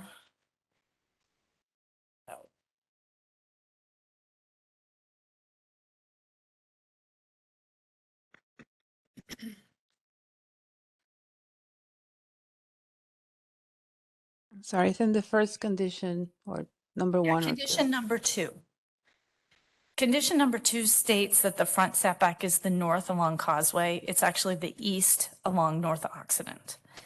And then the side It's been corrected in the revised. Terrific. Yeah, I didn't yeah. get that today when I got the report. Okay. So, and then the side setback is north-south, not east-west. So, great. Been corrected, yeah. Okay, perfect. Thank you, Brian. So we're also proposing 300 square feet of retail space. It's purely accessory to the principal uses. We confirmed with the Planning Commission that this would fall under warehouse showroom with retail sales, which is permitted by the comp plan in light industrial and therefore doesn't become subject to the commercial locational criteria that would otherwise. We have not gotten any calls or correspondence from any neighbors, and I didn't see any in the county file as well. We are complying with all parking, stormwater, landscaping, buffering requirements. There's a sidewalk along the front existing, and we're not requesting any variances. Excuse me. So as I stated, we're generating 50 or fewer total cumulative peak hour trips, and actually only 1 additional AM and 1 additional PM peak hour trip. Because Occident Road is a substandard road officially, we've requested 2 AVs, which have both been determined to be approvable. One allows the applicant not to have to comply with the driveway spacing requirements. The single ingress and egress, which is not moving and has been there for many years, does not meet the driveway spacing between the driveway to the north and the south. But of course, moving it would not make it work either because it doesn't meet either side. So fortunately, that has been deemed approvable. The other one allows us variance from the adopted roadway cross-section requirements, given the current geometry of North Occident, which is deemed to adequately serve the area. And again, that one has also been deemed approvable. Russell Ottenberg, certified planner with Plan Eng, is here to discuss this if you have any questions. And he can also answer any questions about the site plan. The applicant is also here. with a determination of consistency by the Planning Commission and determination by your zoning staff that the project is approvable, we would respectfully request your support today. Okay. Thank you. I don't have any questions for you. Thank you. Thank you. All right, Development Services. Tanya Chapela, Development Services. The applicant requests to allow a maximum of 6,044 square feet of warehouse, office, wholesale distribution, trade, minor industry, outdoor storage, and accessory retail uses. The subject site is located to the east of North Occident Street, which is developed with light industrial uses along the west and residential single-family development to the east. The development pattern and character of the west side of North Occident Street contains similar light industrial uses, and therefore the proposed additional uses to this site are compatible. The project provides visual mitigation to the surrounding residential uses, providing buffering and screening requirements. Also, the site is surrounded by a fence to the northwest, south, and a masonry wall with a fully opaque gate at the entrance to the site at the east end. The open storage shown in the center and north side of the site will be fully enclosed and not visible from the street. Given the above, staff finds the proposed modification to be compatible with the existing use, with the surrounding properties, and in keeping the general development pattern of the area. Staff recommends approval of the applicant's request, subject to conditions, and this concludes my presentation. Thank you. Thank you, Ms. Chapela. All right, Planning Commission. Unica Mills Planning Commission staff, the subject property is located within the light industrial future land use category, the urban service area, and the town and country community plan area. The application is consistent with Objective 8 and Policy 8.1 of the future land use element, as the proposed uses are typical of what's expected within the light industrial future land use category and stays within the maximum FAR that's allowed within that category as well. The project proposes light industrial uses that are compatible with the surrounding area. The proposed retail use is limited to 300 square feet. It is accessory to the principal manufacturing and warehouse uses of the site, as consistent with the light industrial future land use category. The proposed rezoning is also consistent with Objective 16, 16.1, 16.2, and 16.3. As North Occident Street is a collector roadway appropriate for higher density non-residential uses, as well as the request is compatible with the surrounding development pattern. The town and country community plan does not include any applicable policies or strategies that address this particular area. And based on those considerations, Planning Commission staff finds the proposed major modification consistent with the unincorporated Hillsborough County comprehensive plan subject to conditions proposed by Development Services Department. Thank you. All right, thank you, Ms. Mills. Is there anyone here or online who wishes to speak in support of this application? Do not hear anyone. Is there anyone here or online who wishes to speak in opposition to this application? Do not hear anyone. All right, Development Services, anything further? Nothing further. Okay. And applicant, anything further? Okay, nothing further. Thank you. Be sure and sign in with the clerk. I don't think I saw you do that. All right, that closes the hearing on major modification 22-1339. And I believe that's our last application this evening. So that concludes the zoning hearing master meeting this evening.